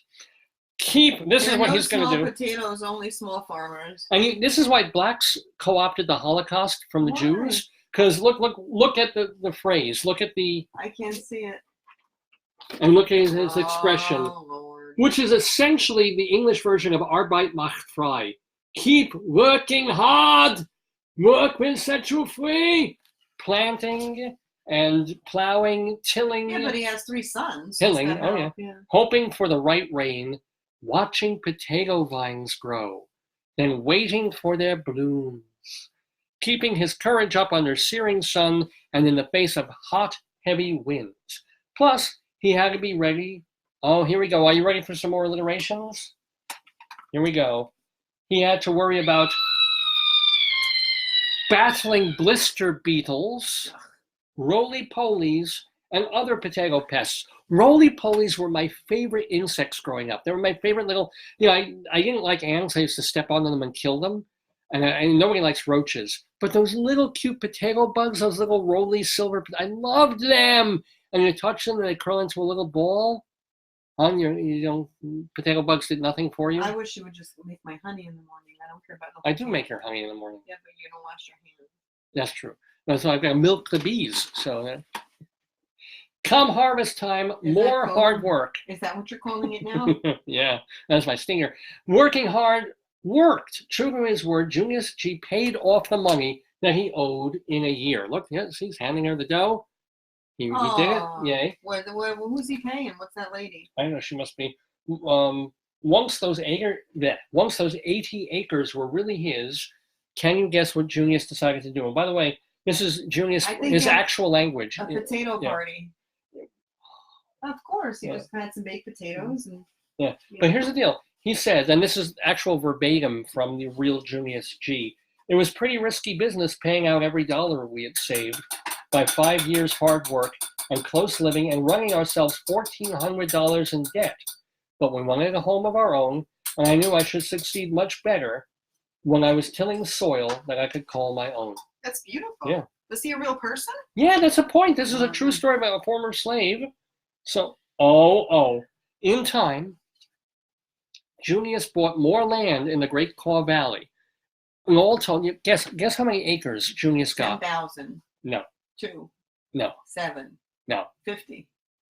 100. 50 times 10. 5,000? 500. No, 10. 500 acres. Oh. And year after year, he kept working hard. So hard that in 1894, the Kansas black men, I guess they had a newspaper for black people, which is great, called him the Potato King. Yes! He was the potato king of his county, Wyandotte County. In fact, the Indianapolis Recorder hailed him as the potato king. Show the picture online of the whole sunflower state. Look how beautiful. Look how magnificent that big old tater sitting there on the earth is. Isn't that a story for the ages? Then in 1902, Junius G was crowned Potato King of the world. Who can? First of all, you can't give someone that title. We are the Potato Kings of the world. Where's the crown? Show the crown. Where's Papito? Where's his He's back in the window. Oh, it's okay. I got him. Okay. And we'll keep on planting till the end. Please give us ketchup. Please give us ketchup. Now we want ketchup. Now. All right, Potato, stop that. Stop. They just can't control themselves. He had grown 12,000 plus more bushels of potatoes than anybody else did, Junius G. And so, how many potatoes had Junius George Groves grown that year? A billion. 72,150 bushels, about 4 million pounds of spuds, roughly 12 million potatoes. And isn't this when they had when was the Irish famine? Or was that in the I 1800s? thought it was, Well. 1990s, no? So, oh look, they're doing potato math. This Okay, is like Tom Lehrer talks about new oh, math. I Here we have love it. potato math. 1 bushel equals about 60 potatoes. 1 pound is about 3 potatoes. And there you are. So this is, forget trigonometry, forget calculus. This is all the math that anybody really needs to know, ladies and gentlemen. Peelonometry, if you will. Junius's spuds, baked, boiled, fried, mashed, puffed, souped, diced for potato. I don't like this part of the story. This is horrible. Sliced thin We'll for make him do this. chips. They filled bellies around America. Loads crossed the nation's borders, traveling by train up to Canada and down to Mexico. What with Junius G shipping such a multitude of spuds, a railroad company had built a special spur to his potato house. And look, Junius is, this guy obviously, even though he looks black, he's obviously Jewish because he's getting a hernia, lifting the bag there and doing hard work. Even after all the fame, Farmer Junius kept working hard, loving his rich, dark earth and likening the furrows his plow churned up to, quote, chocolate waves. Wow. Isn't it? Oh, beautiful.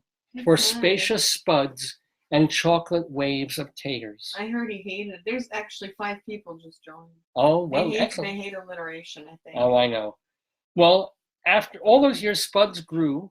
So did Junius's family. A dozen little Groveses were born and raised to full grown. And imagine, like, you're 6 years old and suddenly you're working on your dad's farm all day, hoeing potatoes. As Charles, Walter, Fred, Ora, Ida May. Look at that. He had Ora and Ida. Maybe That should tell you something. Maybe that's where they got Ida from. Ha ha ha! We get it. I get that joke. Junius G. Jr., Sylvester, Etna, whom all the boys love to mount. No, John. Etna became the insurance company. Cornelius and Theodore, they also learned the land. Hundreds of acres planted in potatoes, parcels sown with other crops too, like cabbage and carrots and corn. See, I don't mind that alliteration. That was rather nice. Carrots and cabbage and corn. Oh my. And fruit trees too. Here's a quote from the real Junius in 1919. So here we are. Every one of my boys a farmer. Every one of my girls. He's old and black. I'm doing old and accent. All right. It's hard to understand. Every one of my girls married to a farmer. Every man and boy of them in overalls and working hard. I want them to stay on the land. I want my children and my grandchildren always to be able to stand up and say, we are a part and parcel of that army of farmers which feeds America. So over the years, the Potato King grew more than a big family, more than cabbage and carrots and corn, more than fruit trees, Show the picture. more than fruit trees, and more even than potatoes. Wow. Junius grew jobs, hiring farmhands. He grew a park called Groves Park, and a cozy community called Groves Center, and a church called Pleasant Hill Baptist, and a store that sold groceries and other goods, and a golf course too, which these people couldn't play on for the next 50 or 60 years. And ladies and gentlemen, what's that? The book's almost over. He also built bigger and bigger homes for his family. The last one was a 22-room red brick mansion with white stone trim, a red tile roof, and strong oak doors. It was, here, I'll show you this. It's a happy ending here. Look at that, isn't that lovely? Most marvelous room behind those doors was a ballroom, because Junius had very big balls and he needed room for them. No, for dancing. It doubled as a play palace when Junius G's children were young. Oh. And the library was perhaps his favorite room. So full of books and booklets on every facet of farming, he called them his college, along with the acres he tilled, along with the food that he grew. And dawn to dusk on any given day, winter, spring, summer, or fall, Junius G, the Potato King, could behold his Caw Valley kingdom from the veranda of that red brick mansion with its white stone trim, its red tile roof, and strong oak doors, his castle. Ladies and gentlemen, we've been reading the book No Small Potatoes, the marvelous true story of Junius G and how he became the Potato King. So, and then there's even notes and stuff like this because this is a true story. This was published by a book company that writes its printing so small I can't see what they are. How can you see what the book company with the elephant on it What do you is? want me to show you? See that elephant drawing? What is that? Oh, it says Gibraltar Library Binding. Oh, wow. So yeah, it's bound and gagged because I make a lot of gags while I was reading this. It's No Small Potato, Junius G. Groves and his kingdom in Kansas. So Potato, did you like our story for Storytime today? It was nice. Oh, come on, Potato. It's a story of a potato king and the acreage and the millions of potatoes that he grew and caring for his family and finding jobs. What didn't you like? I want it to be 8,000 pages long. Oh, yeah, he does like that. It was over so quickly. Thank God. Potato, remember that fish fart book that went on for decades? I know, Potato. I'm sorry, but maybe there will be more books about potatoes and ketchup in the future. I hope so. God, I love this man. Moa. Oh, Moa. Moa. Moa. Potato. Oh, God, Potato. You don't even know what's going on there? here. Yeah, just wrongness. Speaking of wrong things, now that we finished Storytime and we finished most of the show, we have one segment left to do, which is, of course, our Colorado Limerick of the Damned. Speaking of places that grew and grow potatoes, it was the big crop before the sugar beets and then before they started skinning animals there. But before we get to our Colorado Limerick of the Damned, I also do like to remind people of our friends of the Daverhood, of folks who have been on this program in months and years in the past, and what they're up to nowadays.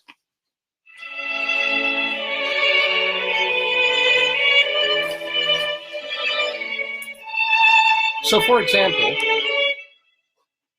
Bob Brader and Suzanne Bachner, they're our friends of the Daverhood. They were on the show a year ago. They were back on today's show to remind us that they'll be doing showcase, or they'll be doing short versions of their plays as part of APAP, the APAP conference in Manhattan over the next couple of weeks in January. So try and go see that. Go attend that conference if you care about the theater and the theater industry. Also happening on today, this is your last day to catch the marvelous Marilyn May, if we're speaking of alliteration, the marvelous musical Marilyn May. And she is, by the way, a nonagenarian at this point, and she's still headlining at Birdland. You can go see her tonight. Also, tonight and tomorrow, Sunday, Jeff Harner is doing his cabaret show in Delray Beach Playhouse in Boca Raton, Florida. Go see him. Richard Eyre, former artistic director of the National Theatre in England. Can't believe he was a guest on this crazy program, but he was. And now, starting tomorrow, and then for a limited run, he is directing My Name is Lucy Barton, a Broadway show being staged at Manhattan Theatre Club on Broadway. There's Samuel J. Friedman Theater, starring Laura Linney as, I believe, the title character. So yay for Richard Eyre, our friend of the Daverhood. And oh my gosh, we have an Austin Pendleton alert. Our friend of the Daverhood, Austin Pendleton, is so ubiquitous. He does so many things, whether it's acting or directing or teaching. We have a different thing to mention about him almost every week. Well, our Austin Pendleton alert is letting you know that on January 7th, the 14th, and the 21st, he and Barbara Blyer are doing their cabaret show at Pangea in Manhattan. PangeaNYC.com is the website to find out more. Jessica Molaski on January 9th. You can see her with her husband, John Pizzarelli, their band at Birdland. And then also starting January 9th and running through early March, Anne Harada, the actress, is in Emoji Land, a new off-Broadway show at the Duke on 42nd. Playing now through January 12th, Brad Zimmerman's My Son the Waiter. Speaking of shows that started like off-Broadway and then travel around the country and around the world, you can see it at Miami Beach's J-Cat. That's Brad Zimmerman's My Son the Waiter. Albert Bergeret is conducting some performances of The Mikado at the the theater company that he founded, the New York Gilbert and Sullivan Players. That is at the K Playhouse today and tomorrow. You don't get a lot of chances to see the Mikado, and it's the greatest score that Gilbert and Sullivan ever did. It's at the K Playhouse today and tomorrow. Playing now, we were mentioning these shows that were closing after Christmas and the New Year's in Hanukkah. A Christmas Carol, a delightful, lovely version that they're doing on Broadway that features LaChanze, our friend of the Daverhood. That is at the Lyceum Theater, playing only through tomorrow. Reminding you one more time that Tootsie is at the Marquee Theater just through tomorrow, featuring a score by David Yazbek and Julie Holston in the cast. Playing now through the middle of January, Little Shop of Horrors, a revival off-Broadway with music by Alan Menken at the West Side Theater. Our stand-up comedy friend Katsura Sunshine is doing his show Sunshine Arakugo at New World Stages off-Broadway now through the middle of April. On Broadway, Andre DeShields in Hadestown, Daniel Breaker in Hamilton, Come From Away, Irene Sankoff and David Hine, they wrote it. It's this beautiful Broadway show, and in fact, Irene just wrote a book about doing the show and about Gander, Canada, and what was happening after 9/11. Go get that book and go see Come From Away. And Danny Burstyn is in Moulin Rouge at the Hirschfeld Theater, while Jim Caruso's Cast Party plays every Monday night at Birdland. Plus, Evan Seplow is the founder and editor of StageBuddy.com, a fine website about New York nightlife. Dr. Demento still doing Dr. Demento shows at drdemento.com. Leslie Hoban Blake and Charlie Gross co-hosting their theater review show 2 on the Aisle on Manhattan Neighborhood Network every other week, while Eva Heinemann does her show every other week. It's called High Drama, both of them available at mnn.org. Bob Cudmore still doing podcasts about upstate New York history at bobcudmore.com. And let's see what else. David Kenny, even though WBAI is having all sorts of problems, he's still doing Everything Old is New Again, Sunday nights on WBAI-FM.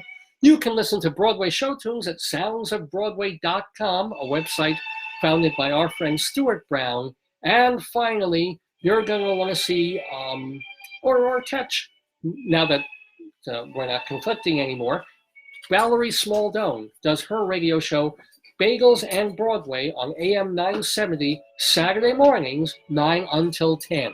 So if you ever want to listen to her and then watch us in the archives, that's okay too. And those, my friends, are the friends of the Daverhood.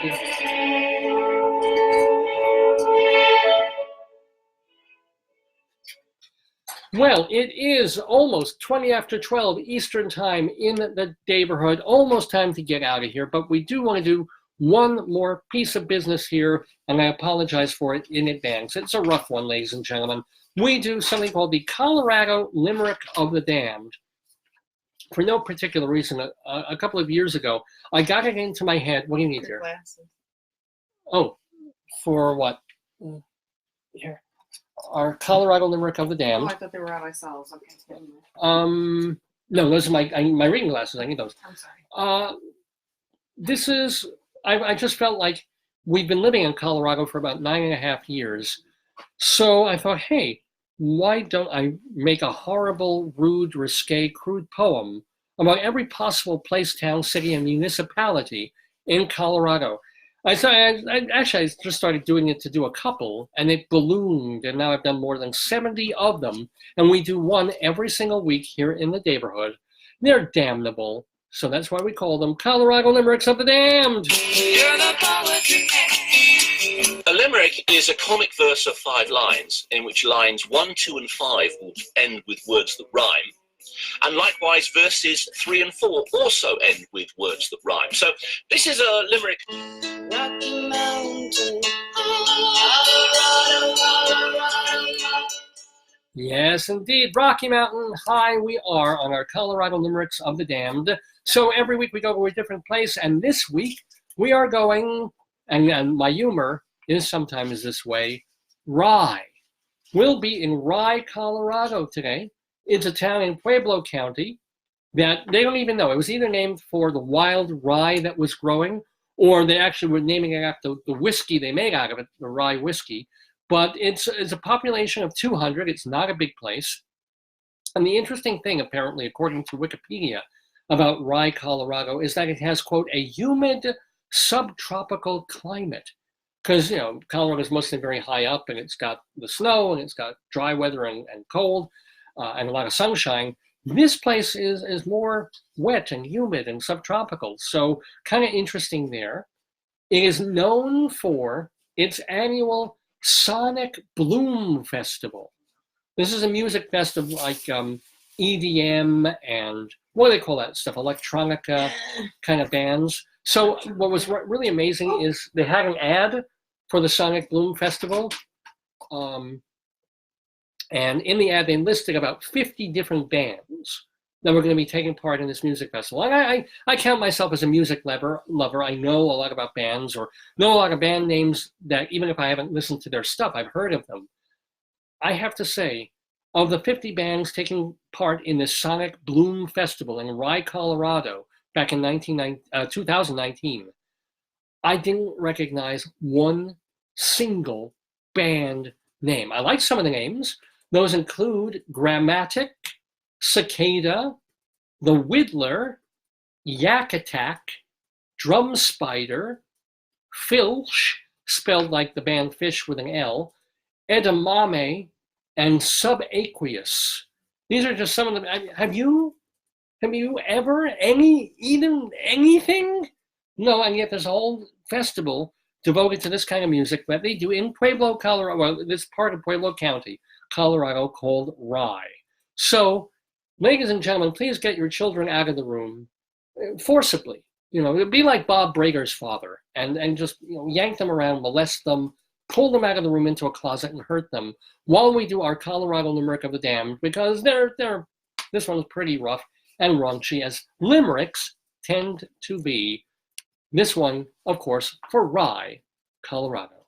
Ahem, ahem. A half-blinded hooker from Rye let customers come in her eye. And though it sounds funny, to make extra money, she'd go into sperm banks and cry. See, that has wit and disgustingness. Yeah. Very disturbing, isn't it? For your complaints, please mail them to davesgoneby@aol.com. davesgoneby@aol.com. I read everything. I don't necessarily respond to everything. You can also message me here on our Facebook page, Dave's Gone By. And remember, this is the way to tell people about the show. You know, if you have friends and fans on Facebook, go, fantastic. Tell them to like us. Tell us to follow us. Tell them to see us first on our Facebook page. We don't clog up Facebook all week long with lots of ridiculous messages and retweets and posts and things like that. We let you know what's going to be on an upcoming show, and then we do the live show on Facebook, and then we have the archive ready and available to scroll down and watch our archives on Facebook. That's all we do. Occasionally we'll share a funny little bit or something like that, or if God forbid someone that we knew in the neighborhood dies, we might repost the interview that we did with them or bring you to that on YouTube or something. But yeah, that's what we do on Facebook. So tell people, if you think they're going to like this show, tell them about it. And if they don't have Facebook, because people are dropping Facebook because they worry about their privacy concerns, or Facebook just becomes overwhelming at a certain time with the stupidity that comes at you, okay, tell them about our website, davesgoneby.com, where you can listen to all our shows. You just can't listen to the live one. But hey, we pop it on there. It's about, like, if you missed our New Year's show and the extraordinary dropping of the potato, which was... It was a magnificent. It was like 1969 all over again. You mean like when they walked on the moon and NASA went up on the moon landing? No, I'm talking about the Iggy Pop song. Okay, whatever. Anyway, it's all there at davesgoneby.com. The archives of all the interviews and the sketches and the songs and the fun that we've had and photos from the show. It's a really great site, davesgoneby.com. Remember that you can also see the archives from the past year, both video and audio, at the marvelous archive.org website. And be sure to go surfing that site. Put in anything you want from like old time radio or not so old time radio, you'll find some really, really cool things. National Lampoon stuff, really cool. Archive.org. And remember, castbox.fm for audio of our last few, or the last year or so of shows. We don't have the video up there, just audio, so that you can download. If you want to listen to Dave's Gone By, you can't stare at a computer for 3.5 hours on a Saturday morning. But you can go on a plane, you can go on the LIRR, you can go to be on a treadmill at a gym and listen to the show. Great place to do that is downloading as a podcast from castbox.fm. Cynthia is saying that she loved our limerick. Wow. Wow, I don't know what that says about you or me. Cynthia. She must not have had sleep. And by the way, welcome to Blake, all these people who tuned in so late.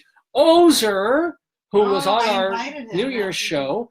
Giorgio and Keith and Bill and Lane. I'm so sorry you missed the show, but remember, it's in the archives. Remember, you can learn more about Rabbi Saul Solomon, who was on our show today at shalomdammit.com, shalom, DAMMIT.com. And Rabbi Saul has a Twitter feed at Rabbi Saul Solomon. At Rabbi, oh, no, she didn't like the limerick. She liked the New Year's potato drop. Well, who didn't? I don't think, knowing Cynthia, I don't think she would dig that. Anyway, anywho, what else do I want to let you know about? We have upcoming guests, by the way. So really cool. I don't know who will be on the show next week. We might have a guest, but I know that on January 18th, and I do apologize if I'm mispronouncing his name, but we have an actor, a Broadway actor named Raymond. It's either Bachur or Bachauer or Bokur or Bokauer or Booker or something like that. He may have to tell us how he pronounces his name. But the most important thing is that for about 20 years, this guy has been playing Imus in Chicago, on Broadway, all over the country, on tour. He's done other theater work as well. He's got a play that he's written that they're going to be showcasing. So it's Raymond Bokau. It's going to be on our. Huh? Is he related to Lauren Bacall? No relation. Can you find your food, Bubby? But anyway, he'll be on the show in 2 weeks. So if you want to know about Chicago, that wonderful Candor and Ebb show, both in New York and around the country, we'll be talking to him about that. Raymond Bach in 2 weeks on the 18th. And we're working on a couple of other people, including a really, really pretty well-known Broadway director and actor, fingers crossed, for late in January. No, actually, Sondheim is a lot of things, but a director he wasn't. I'll let you get locked in a closet in a dungeon. Man. Ain't nobody here but his chickens. So, hon, it's almost 12:30. Is there anything you want to talk about? Anything you want to? Oh, look at this. Oh, my favorite part of the show, the lovey-dovey part with my darling and adorable wife Joyce, who takes part in the show. Do. Is this voguing? What is this? I don't know. I don't know what it is either. Oh, look, you got kind of here. I have to say, this is the world's strangest hand job. Here we go. Hey, yeah. I do like being fingered. Thank you so much. Thank you. Oh, it's like gills. Oh, I like this. Thank you one more time to Suzanne Bachner. Cynthia's like, show your face. Never. Show your face. Never. Want to show your tits? No, okay. Neither. Oh, well. I'm going to kick you really hard in a bad place. Anyway. Let's just say you're not going to be able to generate any more small potatoes or any potatoes. Remember that Suzanne Bachner and Bob Brader are going to be at the APAP conference in New York in January doing short versions of their longer shows, and be sure to go to the John Montgomery Theater Company do long website. Versions of their shorter shows. JMTC.com to find out when and where and stuff that they're doing all around the country, and especially when they're doing it in New York as well. Thank you. Yeah. Everybody does it in New York. Thank you so much to Bob and Suzanne for being our guests in the Daverhood today. Well, I don't know what else it remains for us to do. Wish you one more time a happy New Year. Happy new chicken to you. Ain't nobody here but his chicken. Happy New Year potatoes. More. Ain't nobody here. Read the book again. Read the book again. Off camera. When the show's over, potato.